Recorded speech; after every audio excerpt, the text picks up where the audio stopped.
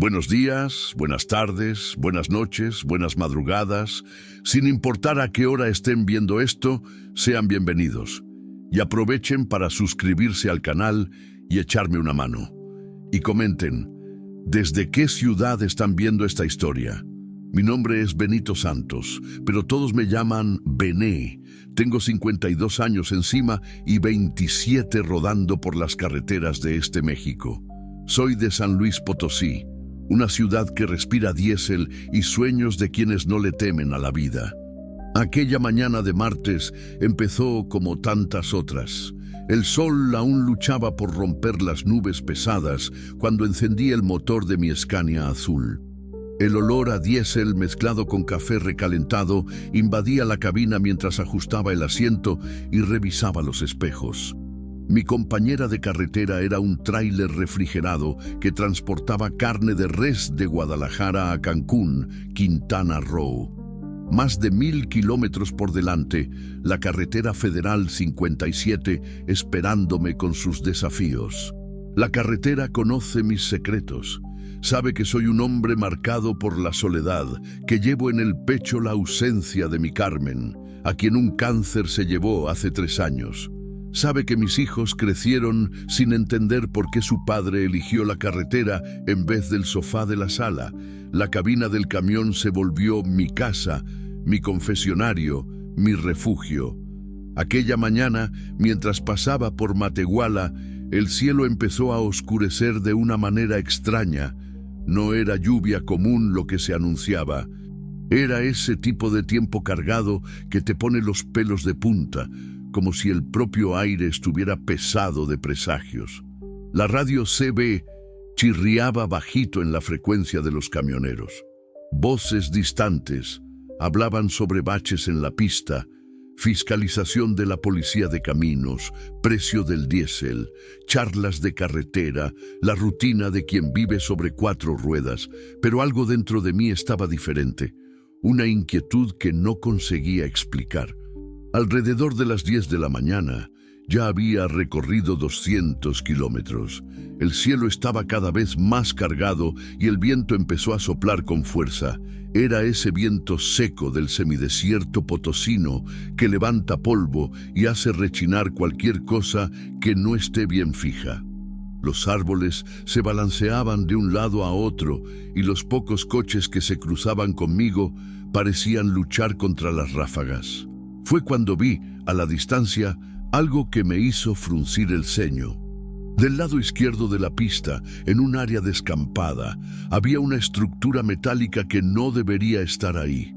A primera vista parecían los restos de algún accidente, pero conforme me acercaba, pude distinguir mejor. Era un helicóptero abandonado, medio ladeado, con la pintura descascarada por el tiempo y el óxido apoderándose del metal. Mi primera reacción fue curiosidad. ¿Cuántas veces en la vida uno pasa por cosas extrañas en la carretera? Coches volcados, camiones volteados, incluso avionetas que hacen aterrizajes de emergencia. Pero un helicóptero abandonado en medio del semidesierto potosino no era algo que se vea todos los días. Disminuí la velocidad, no tanto por la curiosidad, sino porque el viento estaba poniéndose realmente fuerte y la visibilidad comenzaba a comprometerse por el polvo que subía del suelo seco. Fue entonces que mi corazón casi se detuvo. Había alguien allí, una figura humana, una joven. Ella estaba amarrada en la hélice del helicóptero. Mi pie se fue directo al freno. El Scania gimió. Los neumáticos chirriaron en el asfalto caliente y por poco no bloqueé la carretera en seco. Mi mente tardó algunos segundos en procesar lo que mis ojos estaban viendo. La joven estaba colgando de las manos, amarrada con cuerdas gruesas a la hélice del helicóptero. El cuerpo se balanceaba débilmente, los pies descalzos casi tocaban el suelo. Cabello desordenado, pegado por el sudor, ropa sucia y rasgada. Lloraba. Incluso de lejos, incluso con el viento y el ruido del motor, pude ver que lloraba desesperadamente. Estacioné el camión en el acotamiento. Encendí las luces intermitentes y mi corazón se disparó como si hubiera llevado un susto de muerte. Las manos me temblaban cuando apagué el motor. El silencio que se hizo dentro de la cabina fue ensordecedor. Dios mío, ¿qué es esto? Bajé de la cabina con las piernas temblorosas. El viento me golpeaba fuerte en el rostro, levantando polvo que me arañaba los ojos. Pero no podía apartar la mirada de aquella escena. La joven me había visto. Nuestros ojos se encontraron por un momento y lo que vi allí me partió el alma como una cuchilla. Era la mirada de quien ya había desistido de todo, pero que aún tenía un hilo de esperanza en el fondo del alma. Intentaba decir algo, pero el viento se llevaba su voz. Todo mi cuerpo temblaba. No de miedo, sino de una mezcla de rabia y compasión que nunca antes había sentido. ¿Quién podría hacer una cosa así? ¿Quién abandona a una persona amarrada como un animal? Empecé a caminar hacia el helicóptero, y a cada paso que daba, más detalles de aquella terrible escena se iban revelando.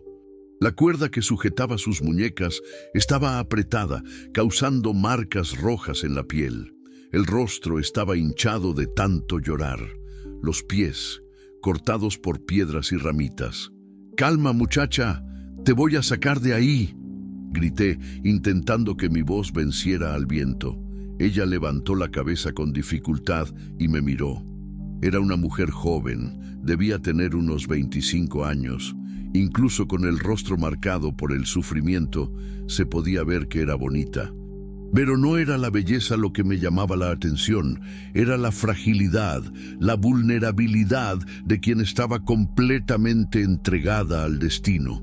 Cuando me acerqué, vi que las cuerdas estaban atadas de una manera profesional, con nudos que conocían. No era obra de aficionados.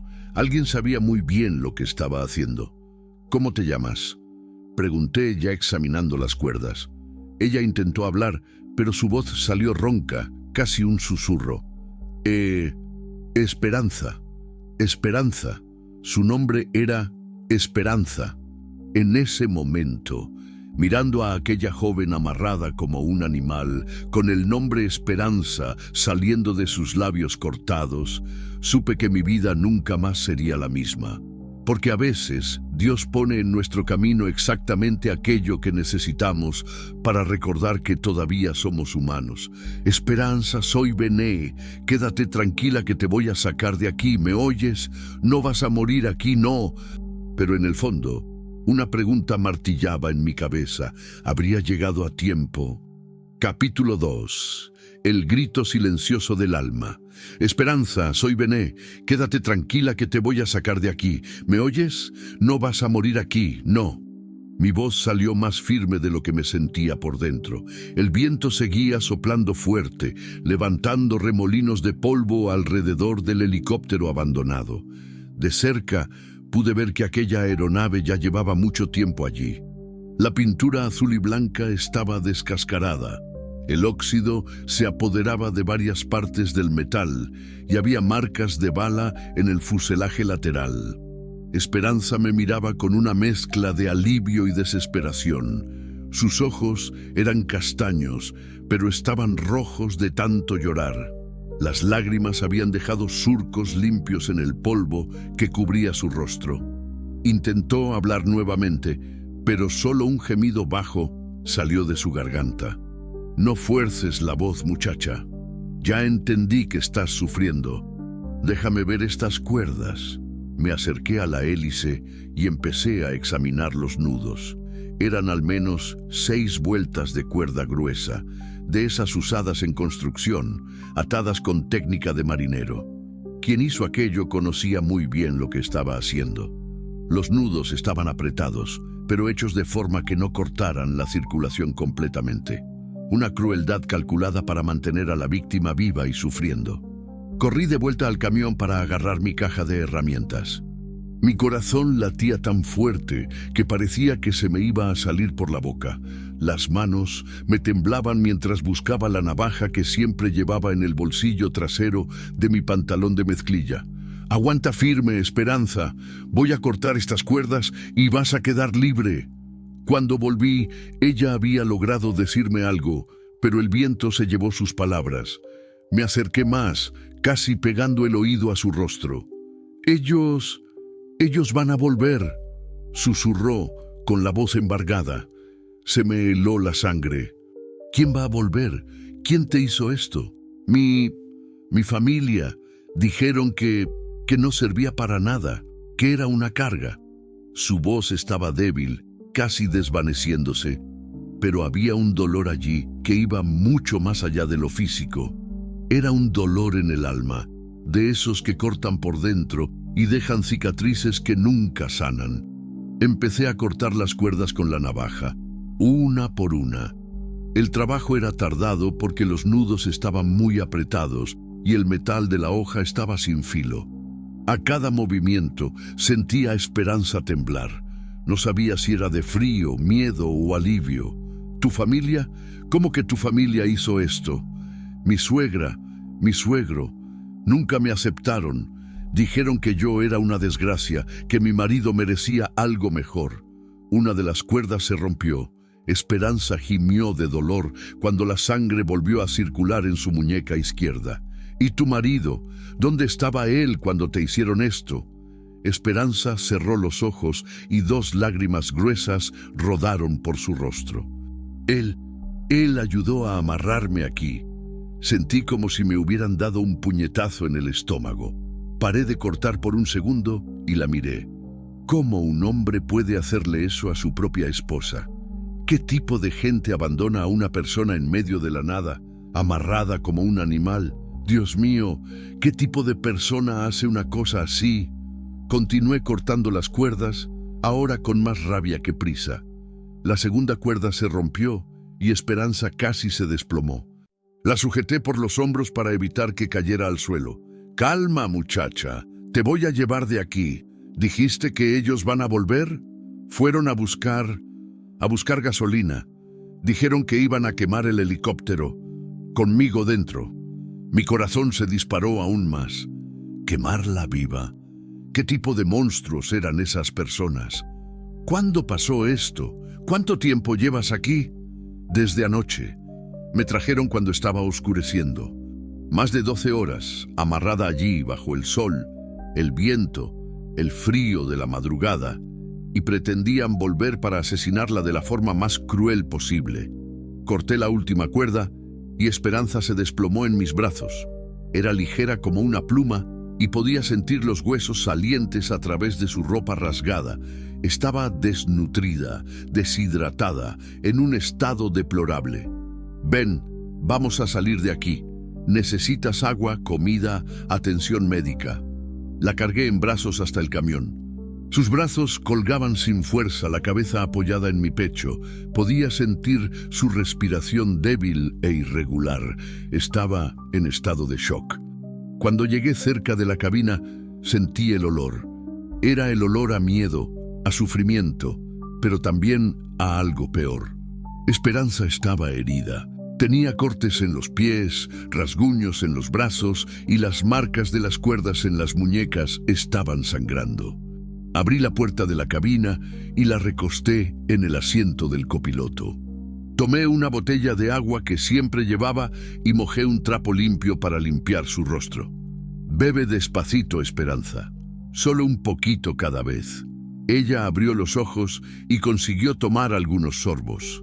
El agua bajó por su garganta reseca como si fuera lo más precioso del mundo.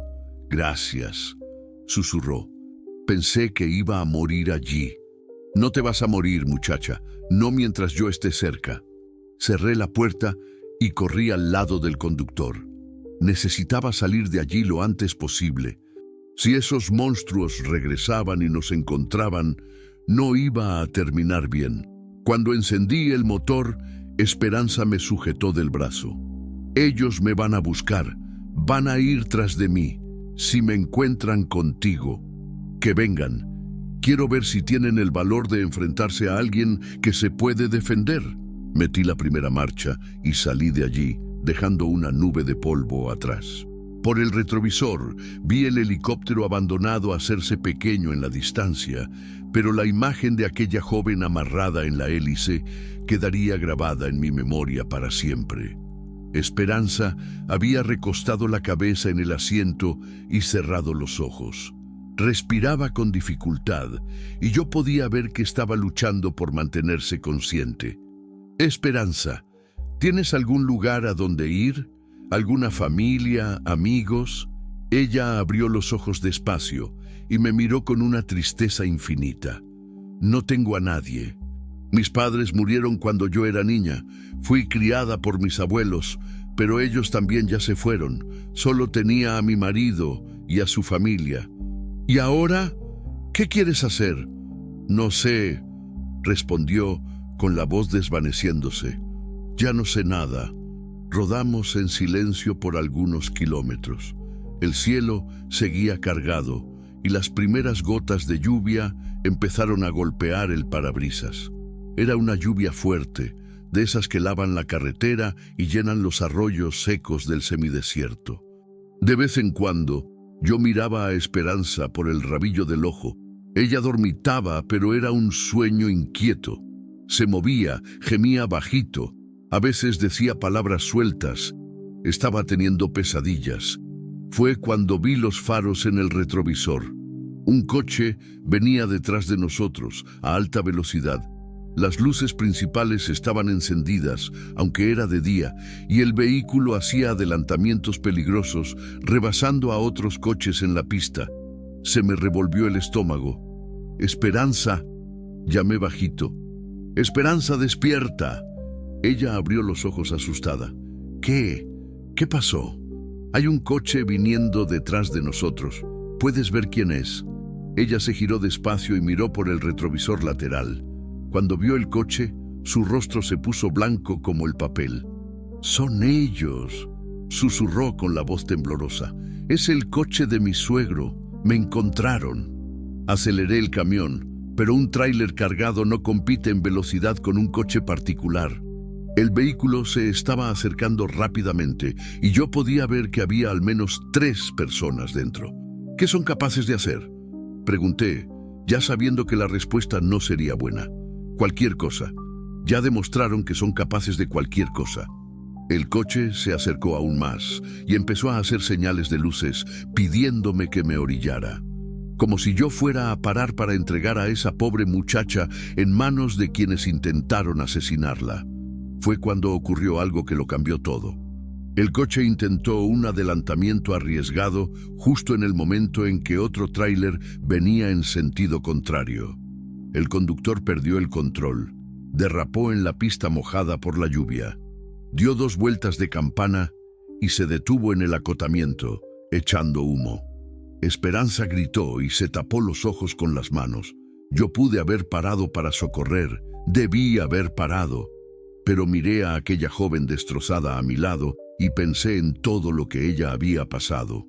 Pensé en la crueldad de esas personas, en la maldad de amarrar a alguien para morir quemado, y seguí conduciendo. ¿Están heridos?, Esperanza preguntó, aún con las manos en los ojos. No sé, y no quiero saber. Ella me miró con sorpresa. ¿No vas a parar a socorrerlos? Esperanza, yo paro para socorrer gente. Lo que ellos te hicieron no fue cosa de gente. Rodamos unos kilómetros más en silencio. La lluvia arreció y pronto estaba cayendo una tormenta de esas que hacen que el día se vuelva noche. Era como si el cielo estuviera lavando la carretera, limpiando el rastro de maldad que habíamos dejado atrás. «Bené», llamó Esperanza con la voz más firme, «¿por qué te detuviste para salvarme?» Era una pregunta que yo mismo no sabía responder. ¿Por qué un hombre se detiene en medio de la carretera para ayudar a una desconocida? ¿Por qué arriesga su propia vida por alguien que nunca ha visto antes? ¿Sabes, Esperanza? Perdí a mi esposa hace 3 años. Cáncer.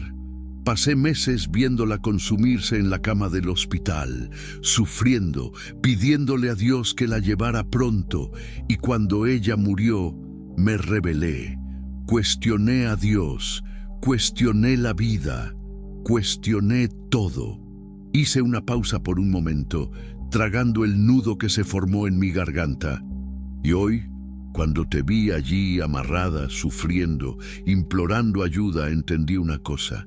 Quizás Dios no salvó a mi Carmen para que yo pudiera estar aquí hoy, en este momento, para salvarte a ti.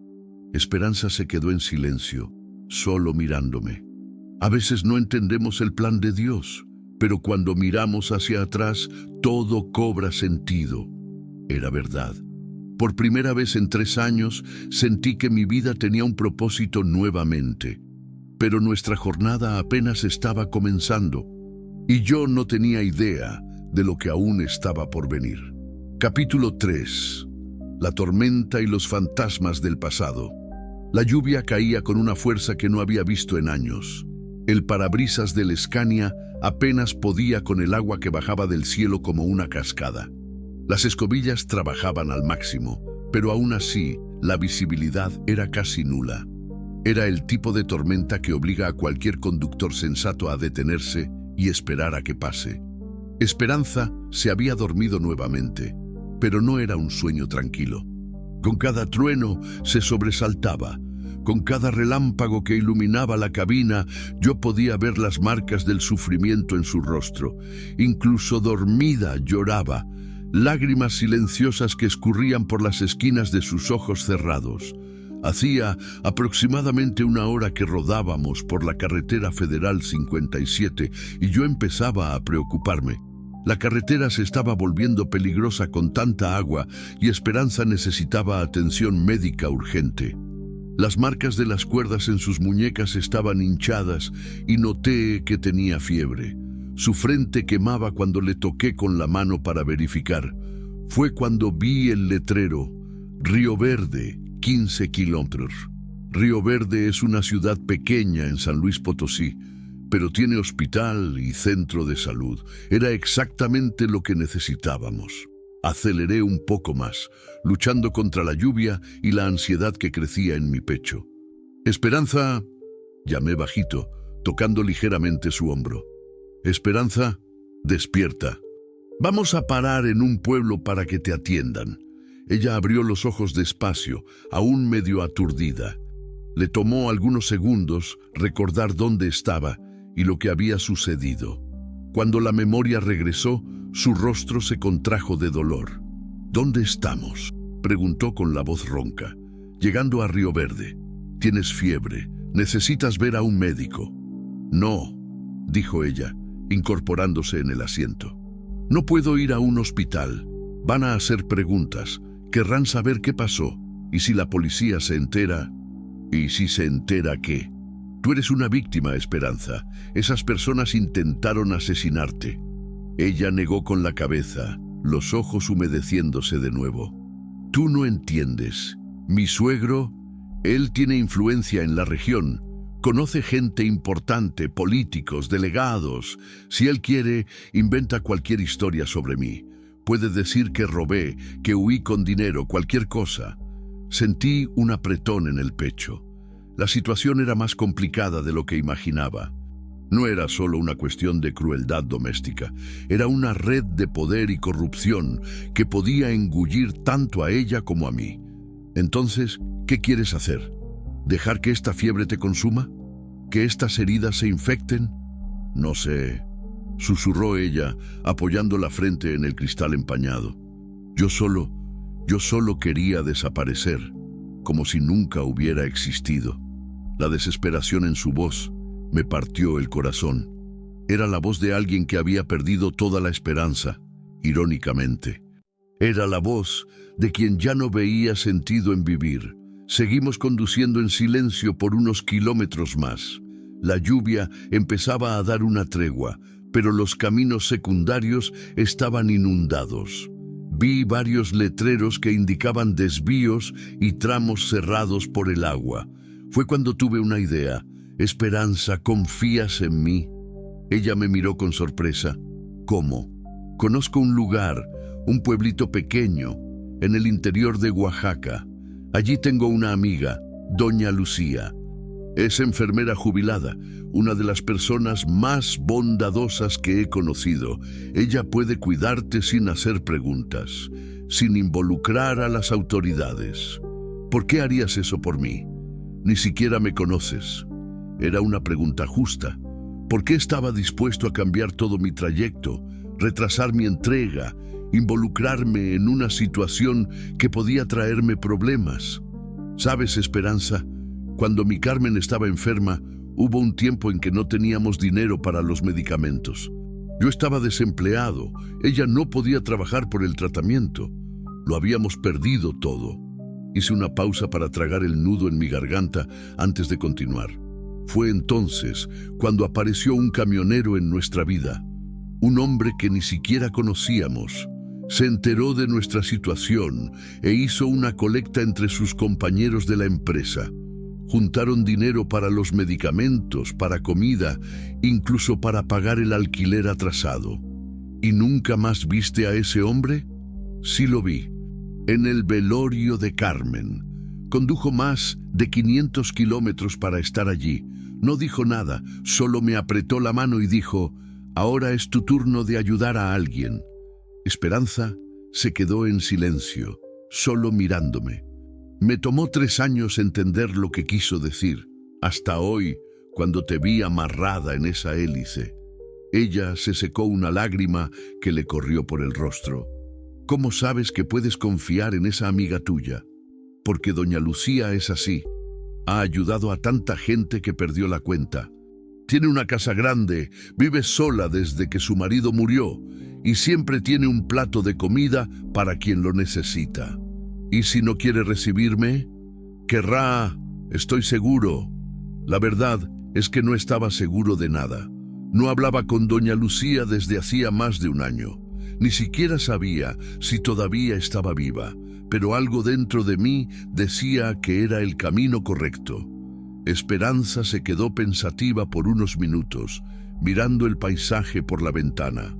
La lluvia había parado por completo y el sol comenzaba a asomarse entre las nubes. Vapor subía del asfalto mojado, creando una niebla baja que le daba un aire misterioso a la carretera. «Bené», dijo ella, rompiendo el silencio. ¿Puedo contarte algo? Claro. Cuando yo era pequeña, mi abuela siempre decía que Dios nunca nos abandona, que incluso en los momentos más oscuros, siempre hay una luz al final del túnel. Hizo una pausa, respiró hondo y continuó. Cuando estaba amarrada en esa hélice, dejé de creer en eso. Pensé que Dios me había abandonado, que me merecía todo aquello por haber sido tonta al confiar en las personas equivocadas. ¿Y ahora? Ahora estoy pensando que quizás mi abuela tenía razón. Quizás tú seas mi luz al final del túnel. Sentí un escalofrío recorrer mi espalda. No era solo gratitud lo que escuchaba en su voz, era algo más profundo. Era la esperanza renaciendo dentro de alguien que ya había desistido de todo. «Vamos a casa de tu amiga», dijo ella con más firmeza en la voz. «Yo confío en ti». Cambié el rumbo del camión en la primera salida que encontré. Ahora íbamos a tomar la carretera federal 175 en dirección a Oaxaca. Eran otros 200 kilómetros hasta el pueblito de San Pedro Tilapa, donde vivía doña Lucía. Pero la jornada estaba lejos de terminar.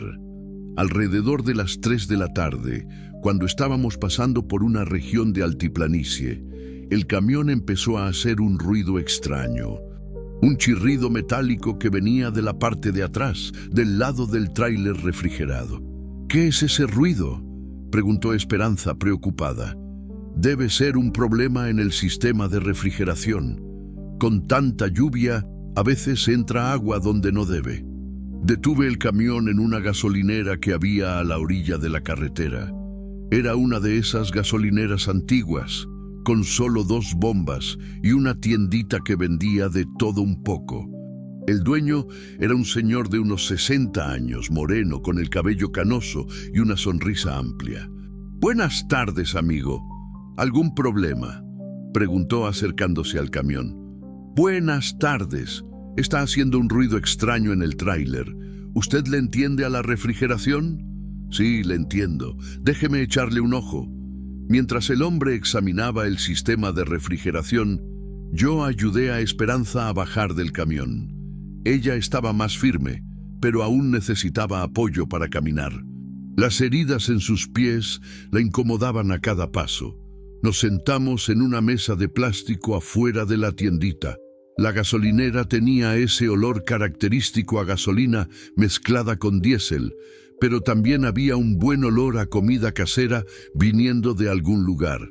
¿Quieren un café? ¿Algo para picar?, preguntó una señora que salió de detrás del mostrador. Debía ser la esposa del dueño de la gasolinera. Sí, gracias, respondí. ¿Y si tiene algo para comer? Tengo un platillo de comida corrida.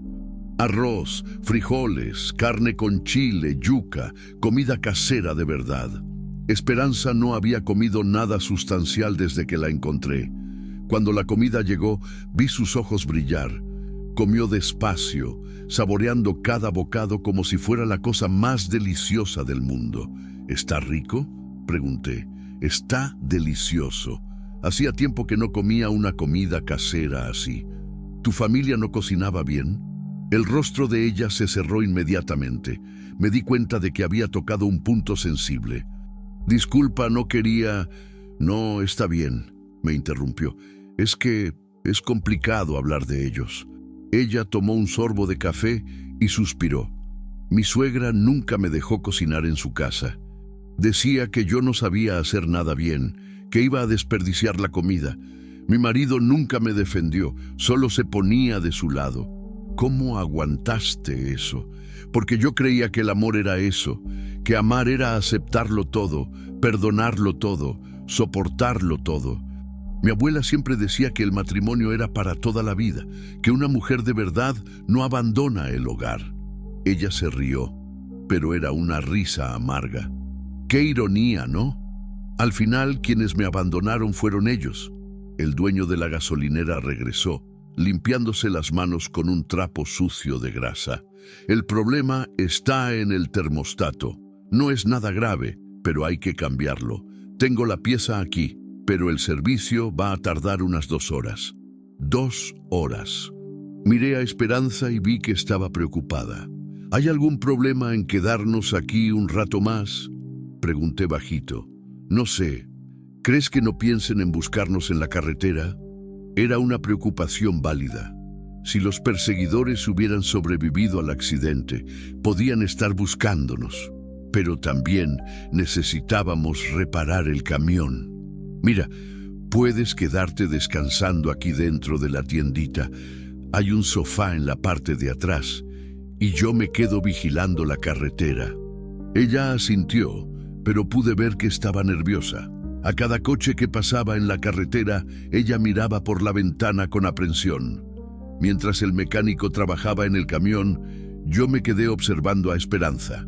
Se había acostado en el sofá y consiguió dormirse, pero incluso dormida parecía alerta, como un animal que ha aprendido que el peligro puede venir en cualquier momento. Fue cuando la dueña de la gasolinera se acercó a mí. ¿Puedo hacer una pregunta indiscreta?, dijo bajito. Claro. Esa muchacha está huyendo de algo, ¿verdad? Hesité por un momento. ¿Cuánto debía contar? Está pasando por un momento difícil, problemas de familia. La señora me miró con esa mirada de quien ya ha visto muchas cosas en la vida. Mijo, yo vivo en esta carretera desde hace más de 30 años. Ya he visto de todo un poco, y esa muchacha tiene la mirada de quien ha sufrido violencia. Ella tenía razón. Era imposible esconder las marcas que la crueldad deja en el alma. ¿Tienen algún lugar seguro a donde ir? Sí, una amiga mía en Oaxaca. Excelente, porque si necesitan algo, la casa aquí está siempre abierta. Mi nombre es Concepción y mi marido es Juan. No tenemos mucho, pero lo poco que tenemos lo compartimos. Sentí una oleada de gratitud. Una vez más, la bondad de desconocidos se manifestaba cuando más lo necesitábamos. Muchas gracias, doña Concepción. Personas como ustedes hacen la diferencia en el mundo. No es nada, mijo. La vida ya es bastante difícil. Si no nos ayudamos, ¿quién lo hará? Cuando el camión estuvo listo, el sol ya empezaba a ponerse. Decidimos pasar la noche allí mismo. Doña Concepción nos ofreció un cuartito en la parte de atrás de la gasolinera, sencillo pero limpio, 2 camas individuales, un ventilador de techo y una ventana que daba a la carretera. Por la noche, después de que Esperanza se durmió, me quedé en la terraza de la gasolinera tomando café con don Juan y conversando sobre la vida. Era uno de esos momentos raros en que encuentras personas genuinamente buenas, que ayudan sin esperar nada a cambio. Don Juan, ¿puedo hacerle una pregunta? Claro. ¿Por qué son tan bondadosos con desconocidos? Él tomó un sorbo de café y se quedó pensativo por un momento. ¿Sabes, Bené? Hemos aprendido en la vida que todo el mundo está librando una batalla que no conocemos. Esa muchacha de allí, señaló hacia el cuarto donde Esperanza dormía, puede tener su historia, pero el dolor de quien sufre es siempre el mismo. ¿Y no tienen miedo de meterse en problemas? Miedo tenemos, pero un miedo mayor tenemos de llegar al final de la vida y mirar hacia atrás sin haber ayudado a nadie. Sus palabras quedaron resonando en mi cabeza. Era exactamente así como me sentía. Durante 3 años, después de que perdí a Carmen, viví solo sobreviviendo, trabajando, comiendo, durmiendo sin propósito real. Ahora, con Esperanza durmiendo a unos metros de distancia, sentía que mi vida había vuelto a tener sentido, pero aún no imaginaba que la prueba más grande estaba por venir. Capítulo 4. El refugio y las lágrimas del pasado. Me desperté antes de que saliera el sol. Era un hábito de quien vive en la carretera. El cuerpo se acostumbra a despertar temprano, incluso cuando no hay prisa. Esperanza aún dormía profundamente en la cama de al lado, y por primera vez, desde que la encontré, su rostro parecía en paz. No había arrugas de preocupación en la frente, no había lágrimas secas en las mejillas. Era como ver a un niño descansando después de una pesadilla que finalmente había pasado. Salí del cuarto despacio, intentando no hacer ruido. Afuera, doña Concepción ya estaba despierta, preparando café en la cocina pequeña de la gasolinera. El olor a café fresco se mezclaba con el aroma del pan casero que salía del horno. «Buenos días, Bené. ¿Dormiste bien?» «Buenos días, doña Concepción. Dormí bien, gracias. ¿Usted siempre se levanta tan temprano?» «Siempre, desde niña. Mi madre decía que quien se levanta temprano tiene la bendición de Dios». Ella sonrió, sirviendo una taza de café humeante. «¿Y la muchacha?» «Todavía está durmiendo. Creo que es la primera noche que consigue descansar bien». Doña Concepción me miró con ese aire maternal que algunas mujeres tienen naturalmente. «Has sufrido mucho, ¿verdad?» «Mucho, más de lo que cualquier persona debería sufrir». «Pobrecita. Pero ahora te tiene a ti para protegerla». La responsabilidad de aquellas palabras pesó en mi pecho. Yo, un trailero viudo de 52 años, siendo responsable por la vida de una joven que apenas conocía. Era una situación que nunca imaginé vivir. «Doña Concepción, ¿puedo hacerle una pregunta?» «Claro, mijo. ¿Usted cree que estoy haciendo lo correcto, llevándola así sin involucrar a las autoridades?» Ella dejó de mover el café y me miró directamente a los ojos. «Bené, a veces lo correcto no es lo que la ley manda hacer, es lo que el corazón manda. Pero ¿y si me estoy metiendo en un lío? ¿Y si está salvando una vida?» Era así de simple. Doña Concepción tenía una sabiduría que viene de la experiencia de quien ya ha pasado por mucho y aprendió a distinguir lo correcto de lo incorrecto, no por las reglas, sino por el corazón. Cerca de 1 hora después, Esperanza despertó. Vino hasta la cocina aún medio somnolienta, con el cabello desordenado, pero con un rostro más descansado de lo que había visto hasta entonces. «Buenos días», dijo ella, con la voz aún ronca del sueño. «Buenos días, hija», doña Concepción respondió con entusiasmo. «Ven acá, tómate un café. Hay pan calientito saliendo del horno». Esperanza se sentó en la mesa pequeña de la cocina y aceptó la taza de café que doña Concepción le ofreció. Era hermoso ver cómo la bondad de aquella mujer sencilla lograba calmar el corazón herido de Esperanza. «Doña Concepción, ¿usted tiene hijos?», Esperanza preguntó. «Tuve 3. 2 murieron pequeños de enfermedad. El tercero creció y se fue a Monterrey a buscar mejor vida. Hace 5 años que no veo a mi Antonio». La tristeza que pasó por los ojos de doña Concepción me emocionó. Era el tipo de dolor silencioso que muchas madres cargan, pero que raramente comparten con extraños. «Usted no lo extraña». «Sí lo extraño, pero lo entiendo. Aquí no hay oportunidades para gente joven. Él tenía que ir tras sus sueños. ¿Y él no viene a visitarla?». «Dice que viene, pero siempre hay algo que se lo impide. Trabajo, dinero, distancia». Esperanza se quedó en silencio por un momento, solo tomando el café. «Yo nunca tuve hijos», dijo, casi susurrando. «Siempre quise, pero mi marido decía que yo no servía ni para cuidarme a mí misma. Imagínate a un niño». Sentí una rabia subir por el pecho. ¿Qué tipo de hombre destruye la autoestima de su propia esposa de esa forma? «Tonterías», doña Concepción dijo con firmeza. «Cualquier mujer que tiene amor en el corazón sirve para ser madre. Lo demás se aprende. ¿Usted cree? Estoy segura. Usted tiene cara de quien nació para cuidar a los demás». Después del desayuno, nos preparamos para partir.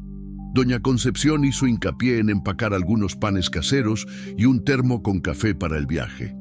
Don Juan verificó una vez más el sistema de refrigeración del camión y declaró que todo funcionaba a la perfección. «¿Cuánto les debo por el arreglo y el hospedaje?», pregunté. «Nada». Don Juan respondió. «¿Cómo que nada? Ustedes trabajaron, gastaron piezas. Joven, uno no cobra por ayudar. La vida ya cobra bastante caro a todo el mundo». Insistí, pero ellos se negaron rotundamente a aceptar cualquier pago. Doña Concepción todavía abrazó a Esperanza muy fuerte antes de despedirnos. «Cuídate, hija, y recuerda, vales mucho más de lo que esas personas te hicieron creer». Esperanza salió de aquel abrazo con los ojos húmedos, pero no eran lágrimas de tristeza. Eran lágrimas de gratitud, de quien recibió cariño cuando más lo necesitaba. Seguimos viaje alrededor de las 9 de la mañana. El día estaba hermoso, con un cielo azul sin nubes y ese sol agradable del semidesierto que calienta sin quemar. La carretera estaba libre, sin mucho movimiento, y el Scania ronroneaba satisfecho por los casi 300 kilómetros que aún nos separaban de San Pedro Tilapa. Esperanza estaba más habladora que en los días anteriores. La bondad de doña Concepción y don Juan la había conmovido de una manera positiva. «Bené, ¿puedo contarte cómo conocí a mi marido?». «Puedes, si quieres». Yo trabajaba en una panadería en Guadalajara. Era muy jovencita, tenía unos 19 años. Él entraba allí todas las mañanas a comprar pan, siempre elegante, bien vestido, coche del año. Ella miraba por la ventana mientras hablaba, como si estuviera reviviendo aquellos momentos. Él me conquistó poco a poco. Flores, chocolates, cenas en restaurantes caros. Yo nunca había tenido novio, nunca nadie me había tratado de esa forma. ¿Y te enamoraste? Perdidamente. Él era todo lo que yo creía querer en un hombre. Guapo, exitoso, educado. ¿Cuándo las cosas comenzaron a cambiar? Justo después del matrimonio. El primer día que fui a vivir a la casa de su familia, mi suegra dejó bien claro que yo no era bienvenida. Dijo que yo era una interesada, que solo quería el dinero de la familia. La voz de ella comenzó a entrecortarse, y mi marido nunca me defendió. Cuando yo me quejaba, él decía que yo estaba exagerando, que era para que yo me esforzara más en conquistar a su familia. ¿Cuánto tiempo estuvieron casados? 6 años. 6 años intentando ser lo suficientemente buena para personas que ya habían decidido que nunca lo sería. ¿Cuál fue la gota que derramó el vaso? Esperanza cerró los ojos y respiró hondo antes de responder. La semana pasada descubrí que mi marido estaba teniendo una aventura con su secretaria desde hacía más de un año. Cuando lo confronté, ¿sabes lo que me dijo? Yo no respondí, solo esperé. Me dijo que era mi culpa, que si yo fuera una mejor esposa, él no necesitaría buscar cariño en otro lugar. Y mi suegra todavía añadió, finalmente, mi hijo encontró a una mujer de verdad. Mi mano apretó el volante con fuerza. ¿Cómo existen personas tan crueles en el mundo? Fue cuando decidí que me iba. Tomé mis cosas y me fui a casa de una amiga, pero me encontraron. Dijeron que yo no iba a salir de la familia así, que ellos habían invertido mucho en mí. ¿Invertido cómo? Durante el matrimonio siempre me echaban en cara cuánto gastaban en mí. Ropa, comida, médico, como si yo fuera una mascota cara que mantenían. ¿Y fue cuando te llevaron a aquel helicóptero? Fue. Dijeron que yo era una ingrata, que después de todo lo que hicieron por mí, yo los abandonaba. Que si quería irme, me iban a dar una lección que nunca olvidaría. Ella comenzó a llorar, pero no eran lágrimas de autocompasión, eran lágrimas de rabia, de indignación. Me llevaron a ese lugar y dijeron que me iban a dejar allí hasta que muriera, que después iban a esparcir que yo había huido con otro hombre, que era una vagabunda. Dios mío, la última cosa que mi marido me dijo fue: ahora vas a ver lo que les pasa a los que le faltan el respeto a nuestra familia. El silencio se instaló en la cabina. Yo estaba intentando procesar tanta crueldad, tanta maldad dirigida a una persona que solo quería ser amada. Esperanza, sabes que nada de eso fue tu culpa, ¿verdad? Sí, al menos ahora lo sé. Durante mucho tiempo creí que yo era todo aquello que ellos decían, que era tonta, incompetente, que no servía para nada. ¿Y ahora? Ahora estoy empezando a entender que personas crueles hacen eso para sentirse mejor. Necesitaban a alguien a quien humillar para sentirse superiores. Eres una mujer valiente, Esperanza. ¿Valiente? ¿Yo que pasé 6 años aguantando humillaciones? Valentía no es no tener miedo. Valentía es tener miedo y aún así seguir luchando. Y tú luchaste durante 6 años. Alrededor del mediodía, paramos en un restaurante de carretera para almorzar. Era uno de esos lugares sencillos, con comida casera y precios justos. Esperanza comió con apetito, quizás la primera señal real de que se estaba recuperando. Bené, ¿puedo hacerte una pregunta ahora? Puedes. ¿Cómo era tu esposa? ¿Carmen? Sonreí. Era la primera vez en mucho tiempo que lograba hablar de Carmen sin sentir solo dolor. Carmen era especial. Tenía una manera de ver las cosas que hacía que todo pareciera más bonito. Incluso en los momentos difíciles encontraba algo de qué alegrarse. ¿Se amaban mucho? Mucho, pero no fue siempre fácil. Tuvimos nuestras peleas, nuestros momentos difíciles. La diferencia es que siempre conversábamos, siempre nos respetábamos. ¿Ella te apoyaba siendo trailero? Me apoyaba. Sabía que era mi sueño desde pequeño. A veces se quejaba de que me extrañaba, pero nunca intentó cambiarme. Debe ser bueno ser amado así. Lo es. Y tú también vas a ser amada así un día. ¿Tú crees? Estoy seguro. Cuando te cures de todo esto, cuando te ames de nuevo, el amor verdadero aparecerá. Llegamos a San Pedro Tilapa al final de la tarde. Era un pueblo pequeño, de esos donde todo el mundo se conoce y la vida pasa despacio. Las casas eran sencillas, la mayoría pintadas de blanco y azul, con pequeños jardines al frente. La casa de Doña Lucía quedaba en una calle de tierra, en el centro del pueblo. Era una casa grande, antigua, con porche al frente y muchas plantas esparcidas por el patio. Cuando estacioné el camión frente al portón, sentí el corazón acelerarse. ¿Y si ella no quería recibirnos? ¿Y si había cambiado? ¿Y si ni siquiera estaba viva? ¿Es aquí? Esperanza preguntó. Es aquí. Bajamos del camión y caminamos hasta el portón. Antes incluso de que yo pudiera llamar, la puerta de la casa se abrió y una señora de cabellos blancos apareció en el porche. ¡Benito Santos! ¡Qué sorpresa! Era ella. Doña Lucía estaba más vieja, más delgada, pero la sonrisa era la misma. Corrió hasta el portón y me abrazó como si fuera un hijo que regresaba a casa. «Doña Lucía, ¿cómo está usted?» «Estoy bien, mi hijo, pasa, pasa. ¿Y esta muchacha bonita, quién es?» «Es Esperanza. Ella está pasando por un momento difícil y necesita ayuda». Doña Lucía miró a Esperanza con esa mirada experimentada de quien ya ha visto muchas cosas en la vida. No hizo preguntas, solo abrió los brazos. «Bienvenida, hija. Aquí es tu casa». Y en ese momento, viendo a Esperanza deshacerse en el abrazo maternal de doña Lucía, supe que habíamos llegado al lugar correcto. Pero nuestra jornada aún no había terminado. De hecho, apenas estaba comenzando. Capítulo 5. La cura que viene de adentro. La casa de doña Lucía era exactamente como la recordaba, solo que ahora parecía aún más acogedora. Las paredes estaban pintadas de un amarillo suave, con detalles en azul en las ventanas y puertas. La sala tenía muebles antiguos, pero bien cuidados, y muchas plantas esparcidas por los rincones. El olor era a casa de abuela, una mezcla de café fresco, flores y ese perfume indefinible que solo los hogares llenos de amor logran tener.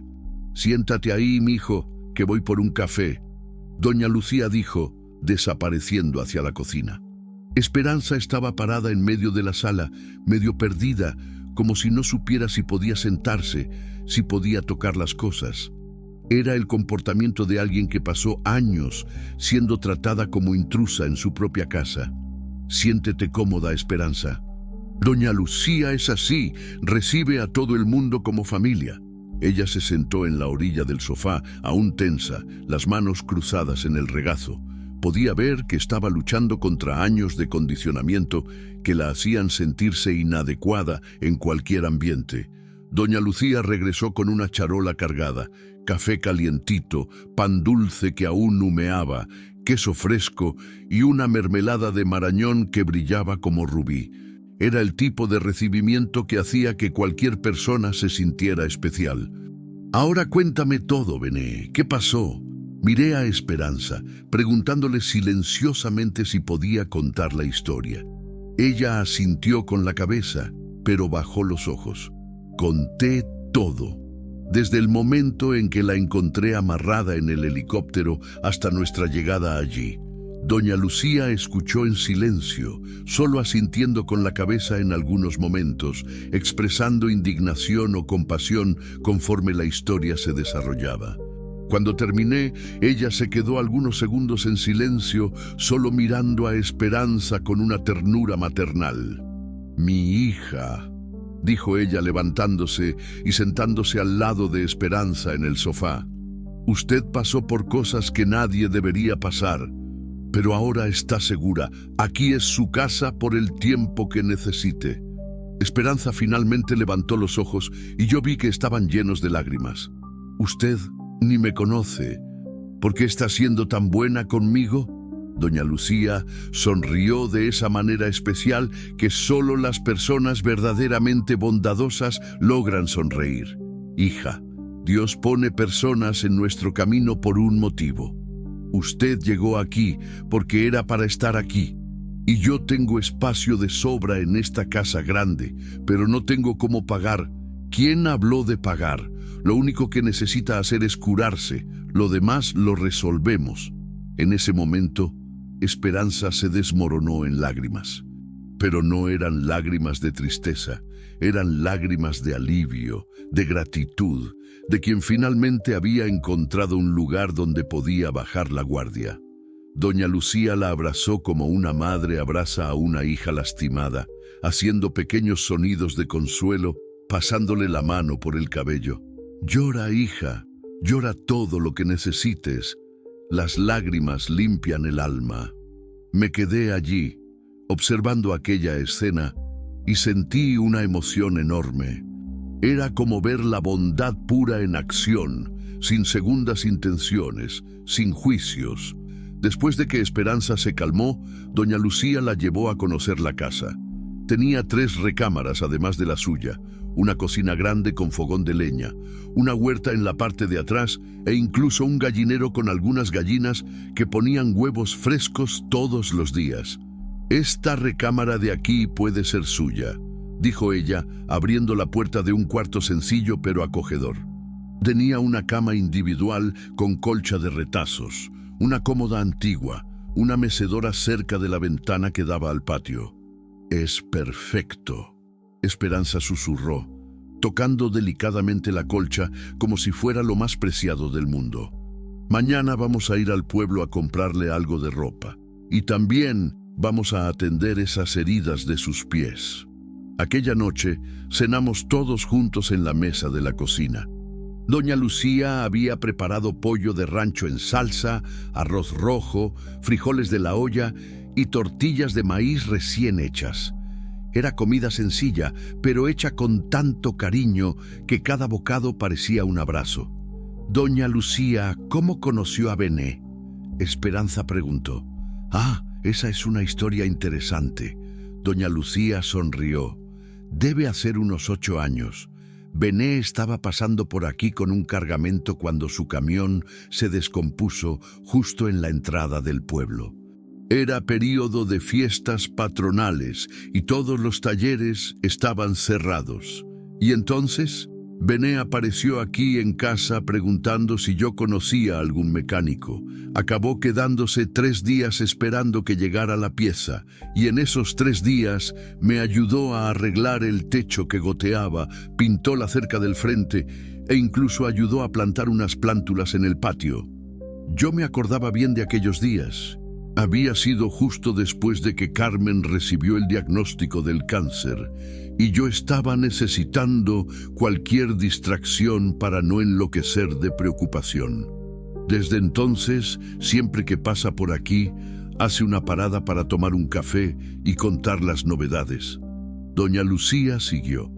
«Es como si fuera un hijo que vive lejos». «¿Usted tiene hijos?», Esperanza preguntó. El rostro de doña Lucía se entristeció un poco. «Tuve un par. Mi Juan murió en un accidente de moto cuando tenía 22 años. Mi María se casó y se fue a vivir a Ciudad de México. Nos hablamos por teléfono, pero ella solo viene a visitarme en Navidad. ¿Y usted no se siente sola?». «Soledad es diferente de estar sola, hija. Yo puedo estar sola en la casa, pero no me siento solitaria porque sé que tengo personas que se importan conmigo. Y siempre hay alguien necesitando ayuda». Era una sabiduría simple pero profunda. Doña Lucía había transformado su propio dolor en capacidad de ayudar a otros. Después de la cena, nos quedamos conversando en el porche. Era una noche hermosa, con cielo estrellado y ese silencio agradable del pueblo. Esperanza parecía más relajada de lo que había visto desde que la encontré. «Bené, ¿cuánto tiempo te vas a quedar?», doña Lucía preguntó. «Necesito entregar la carga en Cancún mañana. Después de eso...». Miré a Esperanza. La verdad es que no había pensado mucho en el después de eso. Mi vida había cambiado tanto en los últimos días que ni siquiera sabía cuál era mi rumbo. «Después de eso, yo vuelvo», dije, y me sorprendí con la certeza en mi propia voz. «¿Volver?». «Sí, voy a entregar la carga, arreglar con la empresa y volver. Si Esperanza quiere, claro». Esperanza me miró sorprendida. «Pero, ¿por qué? Tú tienes tu vida, tu trabajo. Mi vida en los últimos 3 años ha sido solo sobrevivir, conducir, entregar carga, volver a casa vacía, dormir y volver a empezar. Desde que te encontré, recordé lo que es sentir que mi vida tiene propósito. Pero yo no puedo ser tu responsabilidad para siempre. Tú no eres mi responsabilidad, Esperanza. Tú eres...». Me detuve, buscando las palabras correctas. «Eres una persona que elijo tener en mi vida. Es diferente». Doña Lucía nos observaba con una sonrisa discreta, como si estuviera presenciando algo que ella ya había previsto. «¿Y qué pretendes hacer cuando vuelvas?», preguntó ella. No sé todavía. Quizás poner un pequeño negocio aquí en la región, o trabajar solo con fletes regionales para no estar tanto tiempo lejos. Era la primera vez que yo verbalizaba esos pensamientos, pero percibí que ellos ya se estaban formando en mi cabeza desde hacía días. «Bené», Esperanza dijo bajito. «¿Estás seguro? No quiero que cambies tu vida por mi causa. No es por tu causa, es por mi causa. Estos últimos días me hicieron dar cuenta de que vivir solo trabajando no es vivir de verdad». Aquella noche, antes de dormir, me quedé un tiempo en el porche mirando las estrellas. Era increíble cómo 3 días podían cambiar completamente la perspectiva de una persona sobre la vida. Escuché pasos y vi a Esperanza saliendo de su recámara. Ella se sentó en la silla a mi lado. «¿No puedes dormir?», pregunté. Sí podía, pero me desperté. Tuve un sueño. ¿Pesadilla? No, un sueño bueno. Soñé que yo estaba en una casa en el campo, cuidando una huerta. Tenía gallinas, un perro y mucha paz. Parece un sueño bonito. Sí, hacía tiempo que no soñaba con cosas buenas. Siempre era pesadilla con ellos, persiguiéndome, humillándome. Y ahora siento que quizás sea posible volver a empezar, tener una vida simple pero verdadera. Nos quedamos algunos minutos en silencio, solo disfrutando la tranquilidad de la noche. «Bené, ¿puedo preguntarte una cosa?» «Claro. ¿Extrañas a tu esposa?» «Sí, la extraño mucho, pero es diferente ahora». «¿Cómo así?» «Antes la extrañaba y sentía rabia por haberla perdido, rabia por haberme quedado solo, rabia de Dios. Ahora la extraño, pero también siento gratitud por haberla tenido en mi vida». «¿Qué cambió?» «Tú. Ayudarte me hizo recordar al hombre que yo era cuando estaba con ella, el hombre que se preocupa por los demás, que lucha por quien lo necesita». Esperanza se quedó mirando las estrellas por un tiempo. ¿Sabes lo que es más irónico? Que yo pasé 6 años de mi vida intentando ser amada por personas que me odiaban, y en 3 días encontré más amor verdadero del que tuve en toda mi vida adulta. Así es como funciona el amor. Aparece cuando menos lo esperamos, en las personas que menos imaginamos. A la mañana siguiente, me desperté temprano para partir hacia Cancún. Esperanza y doña Lucía ya estaban despiertas, preparando un desayuno completo para mi viaje. «¿Estás seguro de que vas a volver?», Esperanza preguntó, mientras yo cargaba una bolsa térmica con comida para el camino. «Estoy completamente seguro. En 3 días estoy de vuelta. ¿Y si cambias de idea?». «No voy a cambiar. Por primera vez en 3 años sé exactamente lo que quiero hacer». Doña Lucía me abrazó en la despedida. «Cuida a Esperanza por mí», pedí. «Puedes dejarlo. Y tú cuídate también. La carretera es traicionera». Cuando estaba subiendo a la cabina del camión, Esperanza corrió hasta la ventana. «Bené, gracias por todo. Gracias a ti, por recordarme que todavía soy capaz de hacer una diferencia en la vida de alguien». Salí de San Pedro Tilapa con el corazón lleno de una sensación que no sentía desde hacía mucho tiempo. Esperanza. Esperanza en el futuro. Esperanza en la vida. Esperanza de que los mejores días aún estaban por venir. Pero lo que yo no sabía es que mi ausencia de 3 días sería suficiente para que el pasado volviera a acecharnos. Y cuando regresara, encontraría una situación que pondría a prueba todos los límites de mi coraje y determinación. Capítulo 6. El regreso de las sombras. Hice la entrega en Cancún sin ningún problema. La carga llegó a tiempo, en perfectas condiciones, y el cliente quedó satisfecho. Pero mi cabeza estaba completamente en San Pedro Tilapa. A cada kilómetro que rodaba, pensaba en Esperanza, en cómo se estaría adaptando a la casa de doña Lucía, si estaría logrando dormir sin pesadillas. El primer día después de la entrega, resolví asuntos pendientes en la empresa de transporte. Conversé con mi jefe, Gerardo, un hombre honesto que me conocía desde hacía más de 10 años. «Bené, estás diferente», dijo él, observándome por encima de sus lentes. Más animado. Hacía tiempo que no te veía así. Sí, Gerardo. Encontré un propósito nuevo en la vida. ¿Qué tipo de propósito? Conté parte de la historia, obviamente omitiendo los detalles más peligrosos. Dije solo que había ayudado a una persona en una situación difícil y que eso había cambiado mi perspectiva. ¿Y qué quieres hacer ahora? Quería trabajar solo con fletes regionales. San Luis Potosí, Oaxaca, Quintana Roo, sin viajes largos. ¿Crees que sea posible? Gerardo se rascó la barba canosa pensativo. Sí es posible.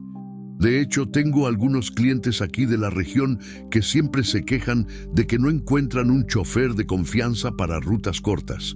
La mayoría de los tráileros quieren viajes largos, que pagan más. Para mí está perfecto. No necesito mucho dinero, solo lo suficiente para vivir bien. Entonces está arreglado. A partir de la próxima semana te quedas solo con fletes regionales. El segundo día, compré algunas cosas para llevar a San Pedro Tilapa. Ropa para Esperanza, medicinas para las heridas, chocolates para Doña Lucía e incluso algunos materiales de construcción que podían ser útiles para pequeñas reparaciones en la casa. Estaba emocionado por volver. Sentía una ansiedad buena, como un niño en vísperas de Navidad. Era un sentimiento que no experimentaba desde hacía años.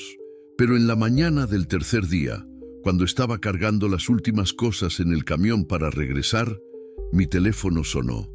Era un número que no conocía, con Lada de San Luis Potosí. ¿Aló? ¿Benito Santos? Una voz masculina, formal, intimidante. Soy yo. ¿Quién habla? Mi nombre es Roberto Mendoza. Creo que conoce a mi nuera, Esperanza. Mi sangre se heló. Era su suegro, el hombre que había participado en el plan para matarla amarrada en un helicóptero. No sé de qué habla, señor. No se haga el desentendido, Benito. Sabemos que usted sacó a nuestra Esperanza de ese lugar y se la llevó. La arrogancia en su voz me dio asco. Nuestra Esperanza, como si ella fuera propiedad de ellos. Si ustedes saben dónde está, ¿por qué me están llamando? Porque queremos hacer un trato. Usted entrega a la muchacha de vuelta a la familia y nosotros olvidamos que usted interfirió en nuestros asuntos. ¿Y si no quiero hacer ese trato?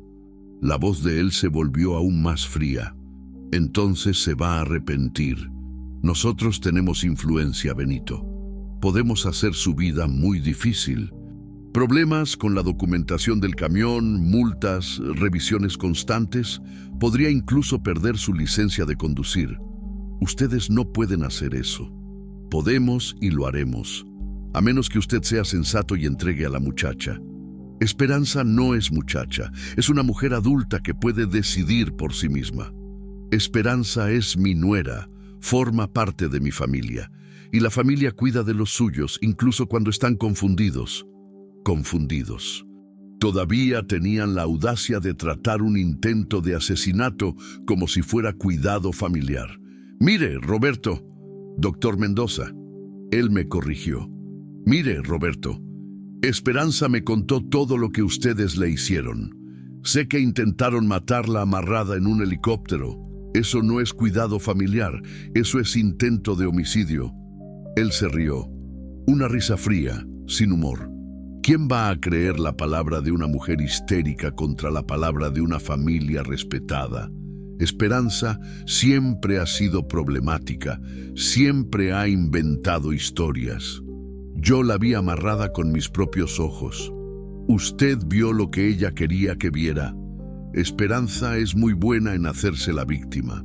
La manipulación de él era asquerosa. Incluso después de ser descubierto, aún intentaba invertir la narrativa. Tiene 48 horas para entregar a mi nuera, Benito.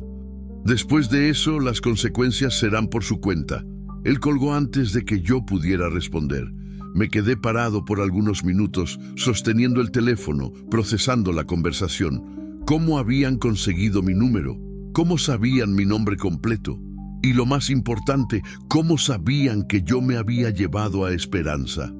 La respuesta me llegó como un puñetazo en el estómago. Debían haber encontrado a alguien que nos vio juntos. Quizás en la gasolinera de Doña Concepción, quizás en algún lugar de la carretera, o peor, quizás nos estaban siguiendo desde hacía más tiempo de lo que yo imaginaba. Llamé inmediatamente a Doña Lucía, pero el teléfono dio ocupado. Intenté 3 veces más, pero seguía ocupado. Una angustia terrible comenzó a crecer en mi pecho. Aceleré los preparativos y salí de Cancún a toda velocidad. Los 280 kilómetros hasta San Pedro Tilapa nunca me parecieron tan largos. Conducía lo máximo que el camión permitía, rebasando coches, forzando la máquina más allá de los límites seguros. Durante todo el trayecto intenté llamar a Doña Lucía, pero el teléfono o daba ocupado o nadie contestaba.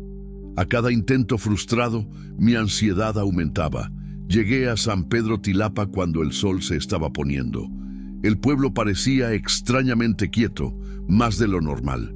No había movimiento en las calles. La gente parecía haberse recogido más temprano. Cuando doblé la esquina de la calle de Doña Lucía, mi corazón casi se detuvo. Había un coche negro parado frente a la casa, un sedán grande con vidrios polarizados, placas de San Luis Potosí. Era el tipo de coche que gente con dinero y poder usa para intimidar. Paré el camión 2 casas antes y bajé despacio. Mi primera reacción fue de desesperación, pero me obligué a pensar con calma. Si entrara como toro bravo, podía poner a Esperanza y a Doña Lucía en un peligro aún mayor. Caminé por el lateral de la casa, usando el cerco de plantas como protección. Logré llegar hasta la ventana de la sala y espiar por una rendija de la cortina. Lo que vi me hizo temblar de rabia. Había 3 hombres en la sala. A uno de ellos lo reconocí inmediatamente por las fotos que Esperanza me había mostrado. Era Marcos, su marido.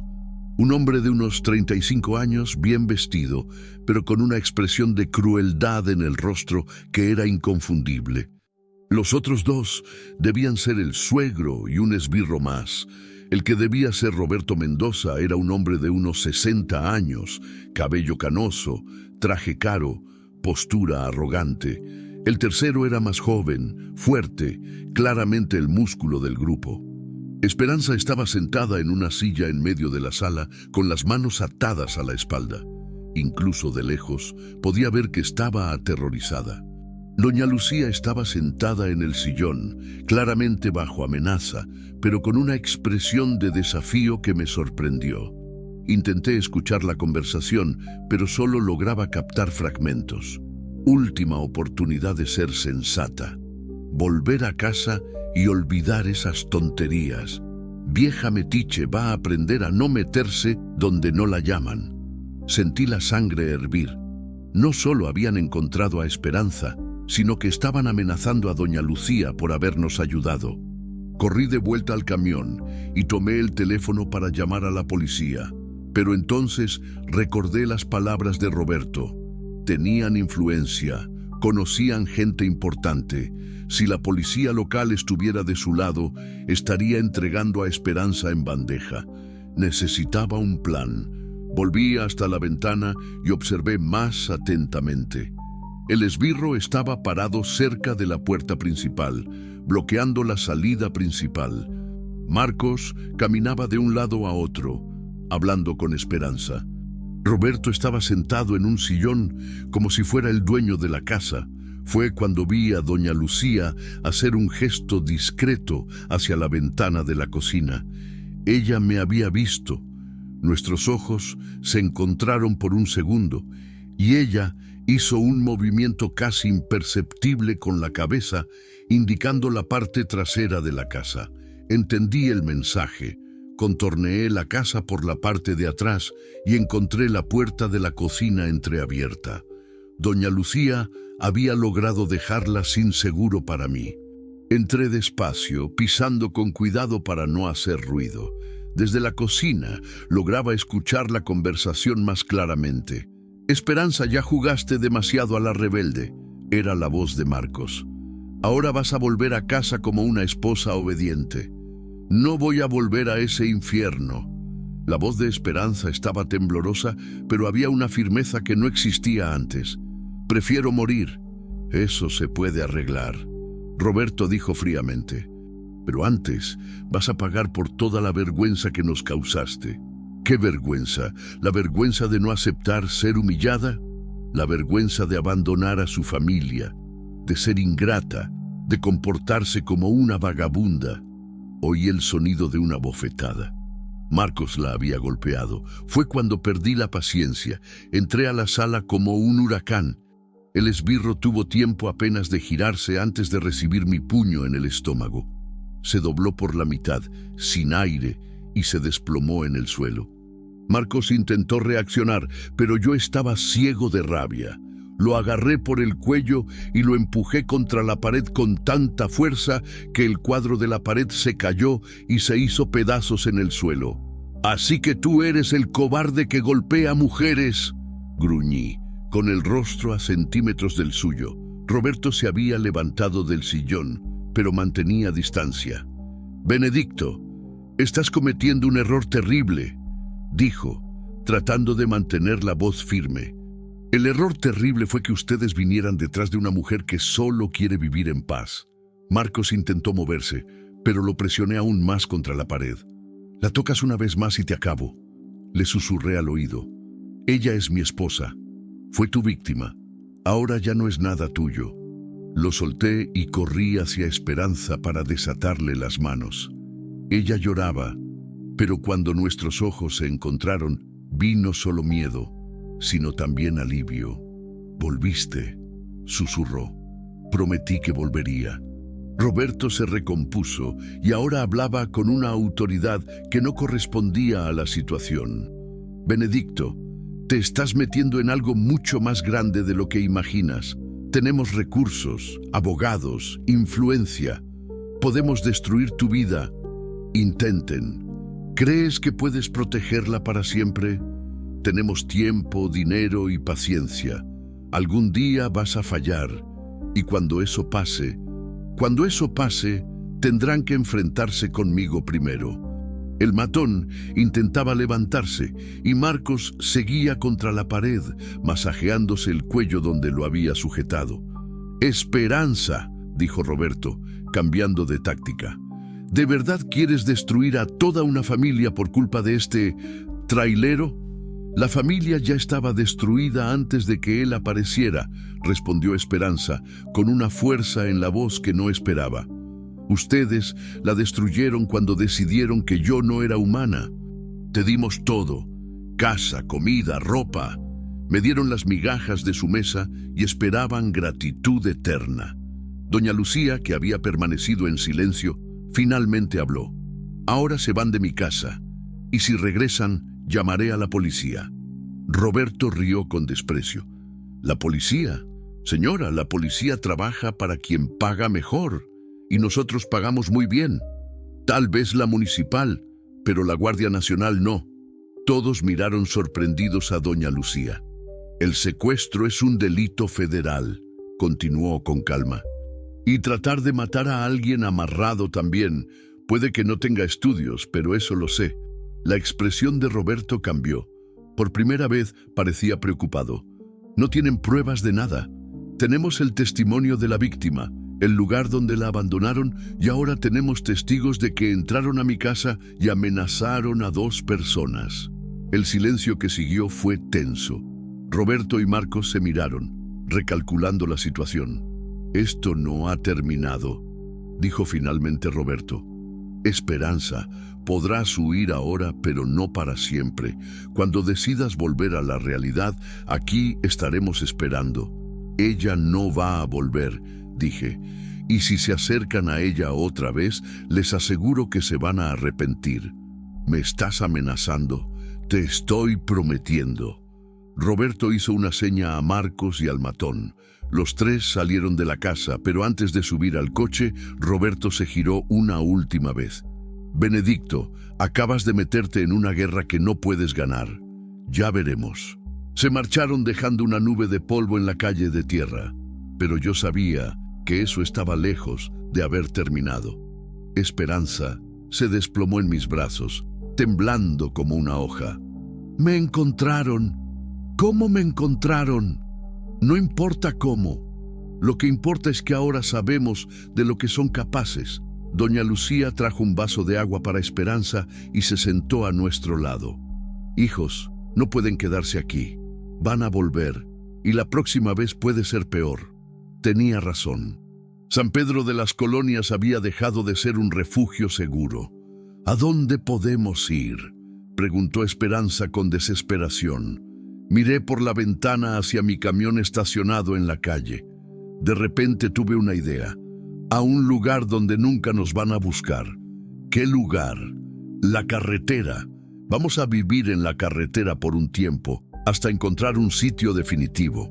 Era una idea loca, pero quizá nuestra única opción.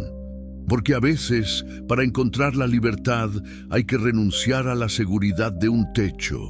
Y en las carreteras infinitas de México hay espacio para quien quiere empezar de nuevo. Capítulo 7. La libertad sobre ruedas. ¿La carretera? Esperanza me miró como si hubiera enloquecido. ¿Cómo que vivir en la carretera? Es sencillo. Mi tráiler será nuestra casa. Viajamos de ciudad en ciudad, siempre en movimiento.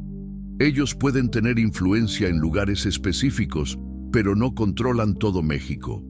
Doña Lucía negó con la cabeza pensativa. No es mala idea, por lo menos hasta que las cosas se calmen. Pero ¿cómo vamos a vivir? ¿Dónde dormiremos? ¿Y si llueve? ¿Y si el camión se descompone? Esperanza estaba claramente aterrada. Entendía su miedo. Después de pasar 6 años en una casa, aunque fuera un infierno, la idea de no tener un techo fijo asustaba. «Mira, Esperanza, no te voy a mentir y decir que será fácil, pero al menos será libre. Y la libertad a veces vale más que el confort». «¿Y el trabajo? ¿Cómo vas a trabajar?» «Ya hablé con mi patrón. Ahora hago solo fletes regionales. Podemos escoger rutas y destinos. Y en las paradas, yo trabajo, tú descansas o conoces la ciudad». Doña Lucía se levantó y fue a la cocina. Volvió con un sobre en la mano. «Bené, quiero que se lleven esto». Abrí el sobre. Había dinero dentro. No mucho, pero suficiente para unos meses de combustible y comida. «Doña Lucía, no puedo aceptar». «Sí puedes, y lo vas a aceptar». Era dinero guardado para un viaje que nunca hice. Al menos así tendrá utilidad. «Pero es el dinero de usted». «Hijo, ¿de qué sirve el dinero guardado si no es para ayudar a quien lo necesita?» Mi difunto decía, dinero que no circula es dinero muerto. Esperanza se levantó y abrazó a doña Lucía con fuerza. «Gracias por todo. Usted me salvó la vida». «No, hija. Quien te salvó fue este terco», señaló hacia mí. «Yo solo di un rincón para que te curaras. Y fue exactamente lo que necesitaba». Pasamos la siguiente hora organizando nuestra huida. Doña Lucía preparó una bolsa con comida para algunos días. Pan casero, frutas, conservas, café. Esperanza guardó la poca ropa que había recibido en una mochila. Yo revisé el camión, llené el tanque, chequé las llantas. «¿Están seguros de querer hacer esto?», preguntó doña Lucía cuando estábamos listos para partir. «Seguro nunca se está», respondí. «Pero a veces hay que apostar al desconocido». Salimos de San Pedro de las Colonias cuando la noche ya había caído. Las calles estaban desiertas, apenas unos perros callejeros vagaban por las banquetas. La luna llena iluminaba la carretera como un faro natural. Esperanza estaba nerviosa. Movía las manos, miraba los espejos, se sobresaltaba con cualquier ruido. «¿A dónde vamos?», preguntó cuando ya estábamos a varios kilómetros de la ciudad. «Primero a Torreón. Tengo que recoger una carga pequeña mañana por la tarde. Y después veremos, quizá Chihuahua, quizá Querétaro, depende de dónde salga trabajo. ¿No tienes miedo de vivir así, sin rumbo fijo?» «Sí tengo, pero es un miedo sabroso, ¿sabes? Miedo de aventura, no miedo de morir». Ella guardó silencio unos kilómetros. Es raro, por primera vez en mi vida adulta. No sé qué pasará mañana, y en vez de aterrarme, me siento curiosa. Así debe ser. La vida no es para ser demasiado previsible. Manejamos toda la noche, parando solo para cargar combustible y estirar las piernas. Esperanza se durmió varias veces contra la ventana, y yo aprovechaba esos silencios para pensar en lo que hacíamos. ¿Era una locura? Probablemente. Dos adultos decidiendo vivir como nómadas en la carretera, huyendo de gente poderosa y peligrosa. Pero también era lo más vivo que hacía en años. Al amanecer estábamos cerca de Monclova. Paré en una gasolinera donde don Manuel, el dueño, siempre me recibía con buen café y charla. «Bené, qué sorpresa», gritó al verme bajar. «¿Y esta muchacha tan guapa?» «Es Esperanza, don Manuel. Viaja conmigo». Don Manuel pasaba de 70, pero los ojos aún le brillaban de curiosidad juvenil. No hacía preguntas indiscretas, pero entendía mucho solo observando. «Bienvenidos. El café está recién hecho y mi Tere acaba de sacar un pan del horno». Desayunamos en la terraza de la gasolinera, viendo el movimiento de la carretera. Tráilers pesados pasaban pitando, autos de paseo iban apurados a sus destinos. Era un espectáculo cotidiano que nunca me cansaba de mirar. «Don Manuel», pregunté, «¿no extraña viajar? ¿Conocer lugares nuevos?» «Mira, muchacho, yo viajo todos los días sin salir de aquí. Cada persona que se detiene trae un pedacito del mundo. Escucho historias de Sonora, de Oaxaca, de todo México». Esperanza sonrió. Era la primera sonrisa genuina que le veía desde el enfrentamiento. «Debe ser interesante conocer tanta gente diferente». «Sí lo es, hija. ¿Y sabes qué aprendí en todos estos años? Que en el fondo todos buscan lo mismo, un lugar donde sentirse en casa». «¿Y si ese lugar no existe?», preguntó ella. «Entonces se construye, con la gente que uno elige para compartir la vida». Sus palabras quedaron resonando en mi cabeza mientras seguíamos el camino. Construir un hogar con la gente que elegimos. Eso era exactamente lo que intentábamos, solo que el nuestro tenía ruedas y motor diésel. Llegamos a Torreón al mediodía. El sol caía fuerte sobre el pavimento que brillaba. Recogí la carga, equipo agrícola que debía entregarse en Ciudad de México, y seguimos viaje. Fue durante ese tramo que Esperanza empezó a soltarse más. Tal vez la distancia de San Pedro de las Colonias le daba seguridad, o tal vez era el movimiento constante de la carretera lo que calmaba su ansiedad. «Bené, ¿puedo contarte algo?» «Claro. De niña soñaba con ser trailera». «¿De veras? ¿Por qué?» Mi abuela contaba historias de un tío abuelo que viajaba por todo México en tráiler. Traía regalos de lugares lejanos, fotos de ciudades que yo ni sabía que existían. Para mí, ser trailero era sinónimo de libertad. «¿Y por qué no lo intentaste?» «Ah, ya sabes. Eso no es profesión para mujer. Tienes que casarte y tener hijos. ¿Para qué perder tiempo con esas ideas locas?» «¿Y ahora? ¿Aún tienes ganas?» «De ser trailera, no sé, pero de ser libre, sí, y por primera vez siento que puedo serlo». Paramos a comer en un restaurante de carretera entre Torreón y la Ciudad de México. Era sencillo, comida casera a buen precio. Esperanza probó por primera vez mojarras fritas con tortillas de maíz, y su reacción fue adorable. Los ojos se abrieron de placer. «¿Está bueno? Está delicioso. Nunca había probado pescado así». La carretera tiene esas sorpresas. Cada región tiene sus platillos especiales. Durante el almuerzo noté que algunos traileros nos miraban con curiosidad. No era común ver a una mujer joven viajando con un trailero mayor, pero no eran miradas maliciosas, solo curiosas. Uno de ellos, un hombre moreno de unos 40 años, se acercó. «Con permiso, amigo. ¿Tú eres el Bené de Saltillo?» «Soy yo». «¿Por qué?» «Ah, Te conozco de vista. Soy Joaquín, de la transportadora Estrella del Norte. Escuché que ahora andas solo con fletes regionales. Así es.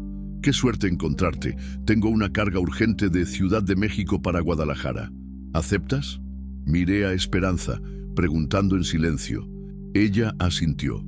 Sí puedo. ¿Cuándo debe estar allá? El jueves. Son 3 días de plazo, suficiente.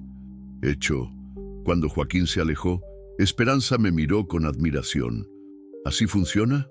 A veces. En la carretera todos se conocen. Una recomendación trae otra. Un trabajo lleva a otro. ¿Y Guadalajara? ¿Cómo es? Ciudad grande con mucho movimiento del campo y de la industria, pero tiene rincones bonitos. Te va a gustar. Entregamos la carga en la Ciudad de México en la tarde y al día siguiente tomamos el flete para Guadalajara. Eran piezas para tractores, no muy pesadas, lo que hacía el viaje más tranquilo. Esa noche paramos en un parador a las afueras de la capital. Esperanza se bañó en las regaderas mientras yo organizaba la cabina para dormir. Había una litera detrás de los asientos. No era un hotel, pero era nuestro hogar sobre ruedas. ¿Cómo vamos a dormir?, preguntó ella aún tímida. Tú arriba, yo abajo, o si prefieres puedes dormir en los asientos delanteros. La litera está bien. Arreglamos nuestras cosas, cada quien respetando el espacio del otro. Era una intimidad extraña, pero no incómoda, como si fuéramos hermanos compartiendo cuarto. Antes de dormir, conversamos en la oscuridad, cada uno en su cama. Bené. Gracias. ¿Por qué? Por mostrarme que existe otra forma de vivir, por enseñarme que la libertad no es solo una palabra bonita. Gracias a ti, por recordarme que aún soy capaz de cuidar a alguien. ¿Crees que podamos vivir así? Siempre huyendo. No será para siempre. Algún día se cansarán o encontraremos un lugar donde no puedan tocarnos. ¿Y mientras tanto? Mientras tanto, viviremos cada día como una aventura nueva. Al amanecer, me despertó la risa de Esperanza. La vi asomada a la ventana, mirando un grupo de guacamayas que volaba sobre nosotros. ¡Qué hermoso!, exclamó. Nunca había visto guacamayas libres. Es el norte, lleno de vida salvaje. Bené, ¿puedo manejar un poco hoy? La pregunta me sorprendió. ¿Sabes manejar? Sí, pero nunca un tráiler. Mi marido nunca me dejaba ni su coche. Claro que puedes. Te voy a enseñar. Salimos después del desayuno y en un tramo recto y vacío detuve el camión. Primera lección. Un tráiler no es un carro. Es más grande, más pesado, tarda más en frenar y en girar. Estoy nerviosa. Es normal, yo también lo estaba la primera vez. Esperanza se sentó al volante, ajustó los espejos, probó los pedales. Sus manos temblaban un poco. Ahora despacio. Suelta el embrague y acelera leve. El camión dio un pequeño brinco, pero comenzó a moverse. Esperanza gritó de alegría como una niña. «¡Estoy manejando un tráiler! ¡Así es! ¡Y muy bien!». Pero aún teníamos que esperar el resultado. «¿Qué vamos a hacer ahora?», preguntó Esperanza. «Vamos a buscar un lugar para quedarnos y esperar. Tengo un dinero guardado. Alcanza para algunos días en un hotel sencillo». Encontramos un hotel pequeño en el centro de la ciudad. Nada lujoso, pero limpio y honesto. Tomamos 2 habitaciones separadas. A pesar de todo lo que había sucedido entre nosotros, aún era importante mantener el respeto y la discreción. Aquella noche cenamos en un restaurante típico hermosillense, probando machaca con huevo y un pescado zarandeado. Esperanza estaba más tranquila, como si contar toda la verdad a la autoridad le hubiera quitado un peso de encima.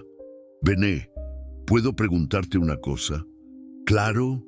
«¿Te arrepientes de haberte detenido para salvarme aquel día?». «Jamás. Aunque esto termine mal para mí, jamás me arrepentiría». «¿Por qué?». «Porque fue lo más correcto que hice en la vida. Y porque conocerte me trajo de vuelta a la vida». Ella sonrió, pero había una melancolía en sus ojos. ¿Y si el comandante no nos cree? ¿Y si decide entregarme de vuelta a ellos? No va a suceder. Sentí que es un hombre justo. Pero, ¿y si sucede? Entonces nos escapamos, lejos, a un lugar donde nunca nos encuentren. ¿Harías eso? ¿Renunciarías a tu vida aquí en México? Esperanza, mi vida ahora es donde tú estés. A la mañana siguiente, aún estábamos tomando café en el hotel cuando mi teléfono sonó.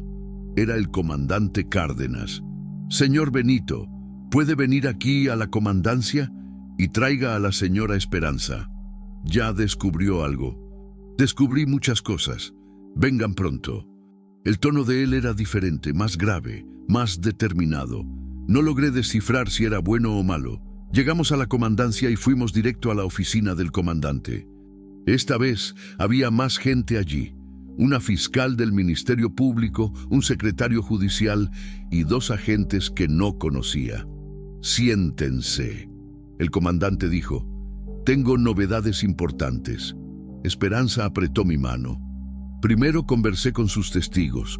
Doña Concepción y don Juan confirmaron toda su historia. Dijeron que la señora Esperanza estaba visiblemente lastimada y en estado de shock cuando llegaron a la gasolinera.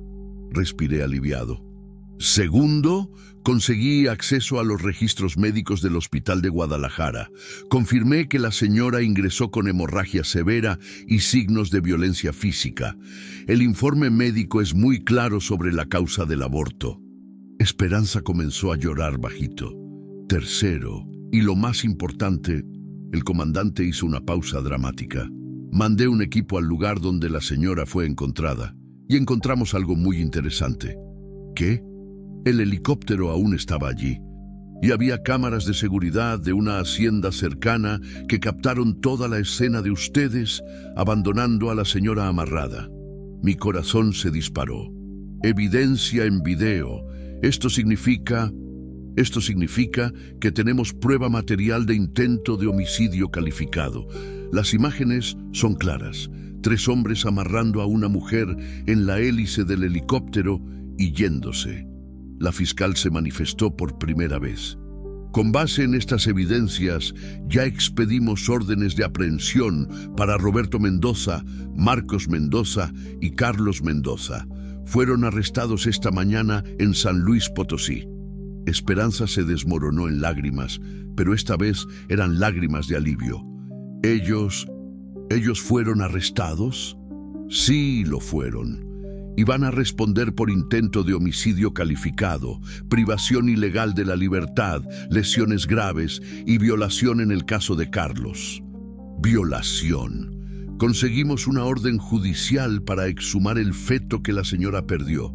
El examen de ADN confirmó que el padre era Carlos Mendoza, hermano de su exmarido. Sentí un escalofrío. Habían logrado probar incluso la violación. Significa que la señora está libre y que estas personas van a pagar por los crímenes que cometieron. Esperanza se levantó de la silla y corrió a abrazarme. Lloraba tanto que apenas podía hablar. Se acabó. Realmente se acabó. Sí, se acabó. Yo susurré, abrazándola con fuerza. Ahora eres libre de verdad. El comandante sonrió satisfecho. Raramente veo casos con un desenlace tan claro. Ustedes fueron muy valientes al enfrentar esta situación. ¿Y ahora? ¿Qué sucede ahora?, pregunté. Ahora pueden seguir sus vidas. La señora Esperanza será llamada para testificar en el juicio, que debe suceder en algunos meses, pero por ahora están libres para ir a donde quieran. Salimos de la comandancia de la mano bajo el sol fuerte de Hermosillo. Por primera vez desde que nos conocimos, éramos realmente libres. Ya no había perseguidores, ya no había amenazas, ya no había miedo. ¿Qué vamos a hacer ahora?, Esperanza preguntó. Ahora vamos a vivir. Vamos a conocer México, vamos a trabajar, vamos a construir nuestra historia. ¿Nuestra historia? Nuestra historia. Si tú quieres, claro. Ella paró de andar y me miró con aquellos ojos castaños que yo había aprendido a amar. Bené, ¿estás seguro? ¿Seguro de que quieres una vida conmigo? Estoy completamente seguro. Tú me enseñaste que aún soy capaz de amar, de proteger, de tener esperanza. Y tú me enseñaste que aún soy capaz de confiar, de soñar, de ser feliz. Nos besamos allí mismo, en medio de la acera, bajo la mirada curiosa de los transeúntes.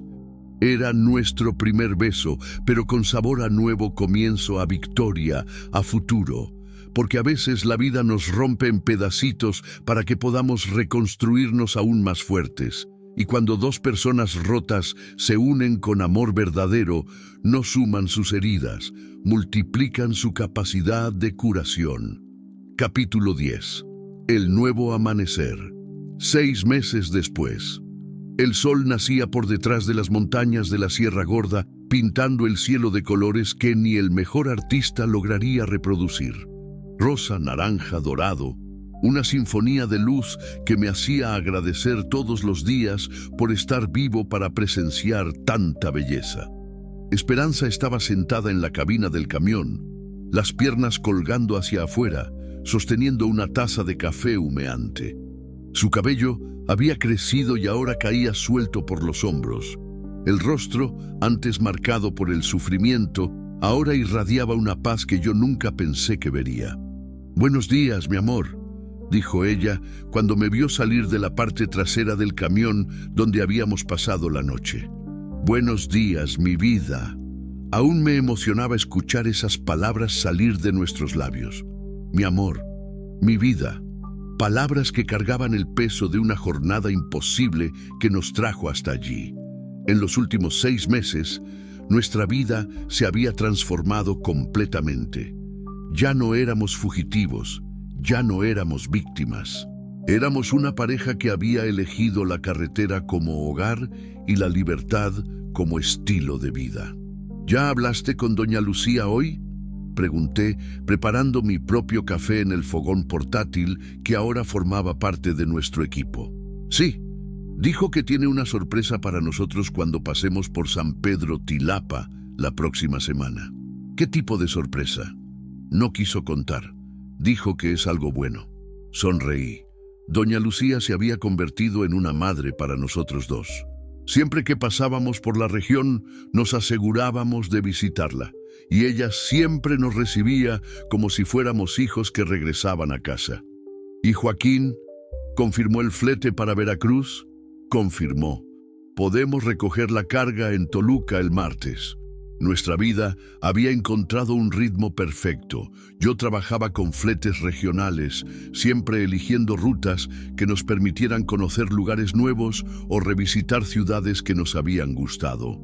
Esperanza había sacado su licencia de conducir para tráiler y ahora me ayudaba en los viajes largos.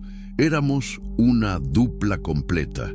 El juicio de Roberto, Marcos y Carlos había sucedido 3 meses atrás.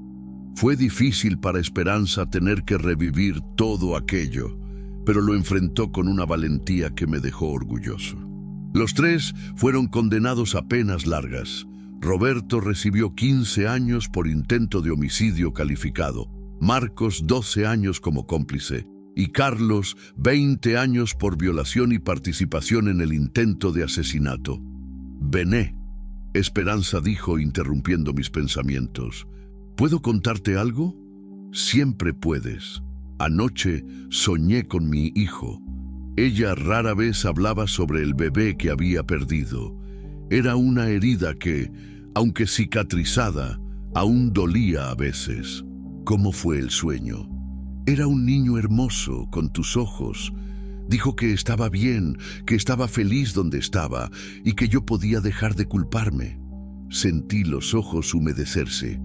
Esperanza había cargado una culpa terrible por la muerte de su hijo, aún sabiendo que no había sido su culpa. ¿Y lograste dejar de culparte? Lo logré. Por primera vez, lo logré. Me acerqué a ella y la abracé. Era increíble cómo los sueños a veces traen la curación que necesitamos. Bené, quiero pedirte una cosa. Lo que sea. Quiero tener otro hijo, contigo. Mi corazón se disparó. Era algo que yo había pensado, pero nunca me había atrevido a mencionar. ¿Estás seguro?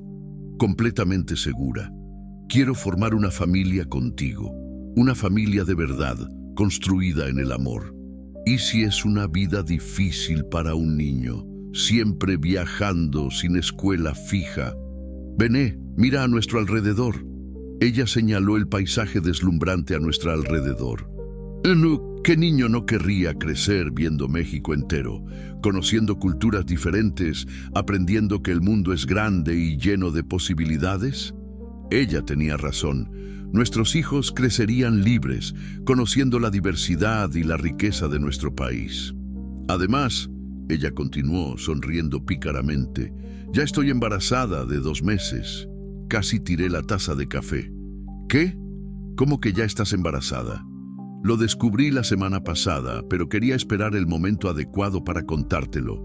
Me levanté de un salto y la cargué en mis brazos, dándole vueltas en el aire. Ella reía como una niña y yo me sentía el hombre más feliz del mundo. «Vamos a tener un hijo», grité hacia el valle que se extendía debajo de nosotros.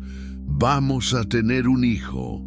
Mi voz hizo eco por las montañas y algunos pájaros alzaron el vuelo, como si estuvieran llevando nuestra alegría al cielo. «Hay una cosa más», Esperanza dijo cuando la puse en el suelo. «¿Qué? Quiero casarme contigo, oficialmente». «¿Estás segura? ¿Después de todo lo que pasaste?» «Estoy segura. Quiero que nuestro hijo nazca con padres casados, pero quiero una boda diferente. No quiero una fiesta grande, no quiero ostentación, quiero algo sencillo, verdadero». «¿Cómo te la imaginas?» «En la carretera, con algunas personas que realmente importan para nosotros. Doña Lucía, Doña Concepción, Don Juan, Joaquín, nuestra familia de la carretera». La idea era perfecta. Una boda que representara quiénes éramos realmente. ¿Dónde? En las cascadas de Agua Azul. En ese lugar donde paramos el mes pasado, con esa hermosa cascada. Yo me acordaba bien. Era un lugar mágico, donde la naturaleza parecía haber creado una catedral natural. ¿Cuándo? El mes que viene, antes de que la barriga empiece a notarse. Esperanza. Sí, te amo. Amo lo que construimos juntos. Amo la vida que tenemos. Yo también te amo. Más de lo que creí posible amar a alguien. La boda sucedió un mes después, exactamente como Esperanza había soñado. Era una mañana de sábado, el cielo estaba despejado y la cascada cantaba una música de fondo para nuestra ceremonia. Doña Lucía había viajado especialmente para estar con nosotros, vistiendo su mejor vestido azul. Doña Concepción y Don Juan cerraron la gasolinera por un día para no perderse el evento. Joaquín vino con su esposa y sus 2 hijos. Incluso el comandante Cárdenas, que se había convertido en nuestro amigo, hizo el esfuerzo de participar. El juez de paz del pueblo cercano era un hombre sencillo, que entendió perfectamente lo que queríamos. La ceremonia fue breve, pero llena de significado. Benito Santos acepta a Esperanza como su esposa para amarla, respetarla y protegerla en la salud y en la enfermedad, en la alegría y en la tristeza. Acepto con todo mi corazón. Esperanza acepta a Benito como su marido para amarlo, respetarlo y apoyarlo en la salud y en la enfermedad, en la alegría y en la tristeza. Acepto con toda mi alma. Cuando nos besamos como marido y mujer, todos aplaudieron. Y yo juré que vi a Carmen sonriendo para nosotros desde el cielo, dando su bendición para nuestra nueva vida. La fiesta fue allí mismo, al lado de la cascada. Doña Concepción había preparado sus especialidades culinarias y cada invitado trajo algo especial. Comimos, bebimos, contamos historias y bailamos al son de una jarana que don Juan había traído. Bené, doña Lucía me llamó a un lado cuando la fiesta ya estaba avanzada. ¿Puedo hablar contigo? Claro, doña Lucía. Quiero darte algo. Ella sacó del bolsillo una pequeña caja de madera. ¿Qué es esto? Son los anillos de mi matrimonio con mi difunto marido. Estuvieron guardados todos estos años esperando por una pareja que mereciera usarlos. Abrí la caja. Eran 2 anillos sencillos de oro, gastados por el tiempo pero aún hermosos. Doña Lucía, no puedo aceptar. Puedes y vas a aceptar. Mi marido decía que el anillo es símbolo de amor eterno, y ustedes 2 tienen amor eterno el uno por el otro. ¿Cómo lo sabe usted? Porque ustedes pasaron por el fuego y salieron más unidos. Porque construyeron algo verdadero sobre mucho dolor. Ese tipo de amor no se rompe nunca. Le puse el anillo en el dedo a Esperanza en ese mismo momento. Le quedó perfecto, como si hubiera sido hecho especialmente para ella. 9 meses después, María Esperanza Santos nació una mañana de primavera en Ciudad de México, mientras estábamos haciendo una entrega en la capital. Era una niña hermosa, con mis ojos y la sonrisa de su madre. Cuando sostuve a mi hija por primera vez, sentí que mi vida había llegado a su propósito final. Ya no era solo sobre mí o sobre Esperanza. Era sobre esta pequeña vida que representaba todas nuestras esperanzas y sueños. Es perfecta. Esperanza susurró, aún exhausta del parto pero radiante de felicidad, como su madre. Bené, ¿te arrepientes de algo? ¿De qué? De haber cambiado tu vida entera por mi causa. Esperanza, mi vida no cambió por tu causa. Mi vida comenzó por tu causa. 2 años después, hoy mientras escribo esta historia, estoy sentado en el porche de la pequeña casa que compramos en San Pedro Tilapa, al lado de Doña Lucía. María tiene 2 años y corre por el patio persiguiendo a las gallinas, riendo a carcajadas. Esperanza está embarazada de nuevo. Esta vez será un niño que se llamará Gabriel. Aún viajamos, pero ahora tenemos una base, un lugar para volver, personas que nos esperan, raíces que plantamos eligiendo dónde querían crecer. Esperanza se convirtió en trailera oficialmente y hoy es respetada en la profesión. A veces viajamos juntos, a veces ella va sola en fletes cortos mientras yo me quedo con María. Somos verdaderos socios en la vida y en el trabajo. Roberto, Marcos y Carlos aún están presos y lo estarán por mucho tiempo. A veces recibimos noticias de que intentaron apelar las sentencias, pero siempre sin éxito. La justicia fue hecha y ellos pagan por el mal que causaron. Doña Concepción y don Juan se convirtieron en los abuelos que María nunca tuvo de sangre, pero tiene de corazón. La gasolinera de ellos se convirtió en punto de parada obligatorio en nuestros viajes y María ya considera aquel lugar como su segunda casa. Joaquín nos recomendó con una empresa de transporte que valora a las familias en la carretera y hoy tenemos una vida cómoda y digna. No somos ricos en dinero, pero somos millonarios en amor, amistad y experiencias. ¡Papá! María grita desde el patio. ¡Ven a ver! La gallina puso un huevo. Ya voy, hija. Cierro el cuaderno donde estoy escribiendo nuestra historia y me levanto para atender a mi pequeña. Esperanza sale de la casa con la barriga ya notándose y nos sonríe a los 2.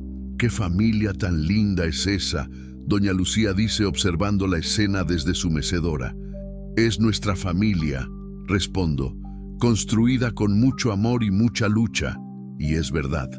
Nuestra familia no nació de lazos de sangre, sino de elecciones del corazón.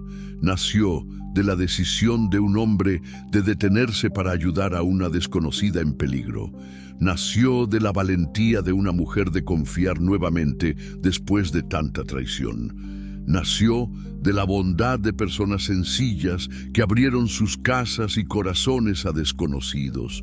Cuando miro hacia atrás, a aquella mañana en la carretera federal 57, cuando vi a Esperanza amarrada en el helicóptero, me quedo pensando cómo un único momento puede cambiar el rumbo de tantas vidas. Si hubiera seguido de largo, pensando solo en mis problemas, una vida preciosa se habría perdido. Pero también yo habría perdido la oportunidad de redescubrir quién realmente era.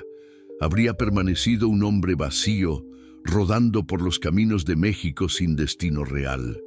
El destino no avisa cuándo va a cambiar nuestra vida.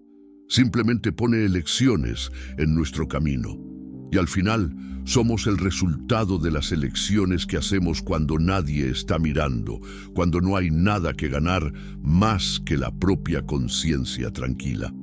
Aprendí que el amor no es solo un sentimiento, es una decisión diaria de elegir el bien del otro. Es levantarse cada mañana y decidir ser mejor que ayer. Es construir algo bonito sobre las ruinas que la vida a veces deja atrás. Aprendí que familia no es solo quien nace junto, sino quien elige quedarse junto.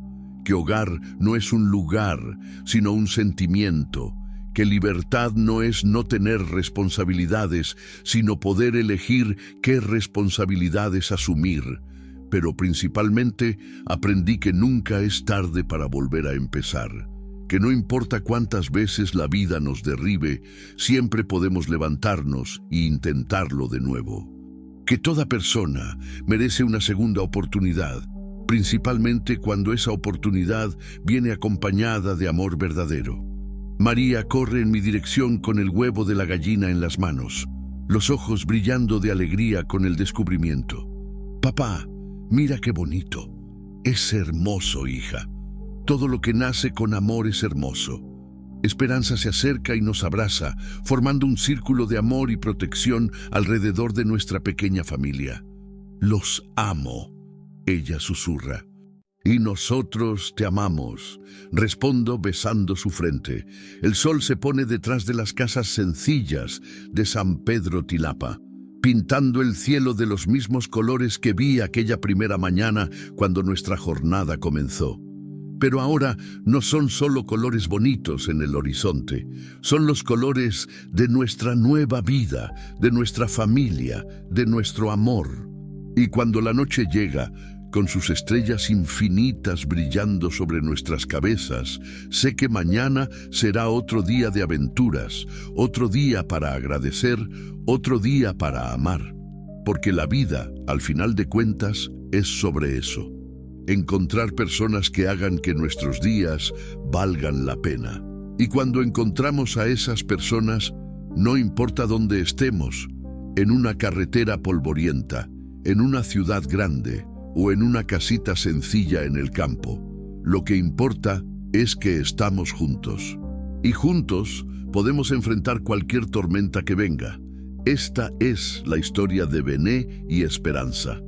Una historia sobre amor, valentía y segundas oportunidades. Una historia que prueba que, incluso en los momentos más oscuros, siempre existe una luz al final del túnel.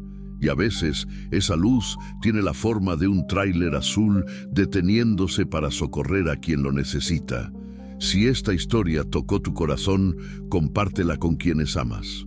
Porque todos merecen creer que aún existen milagros en las carreteras de la vida. Gracias por acompañar esta jornada hasta el final. Que todos ustedes encuentren su propia esperanza y sean la esperanza de alguien.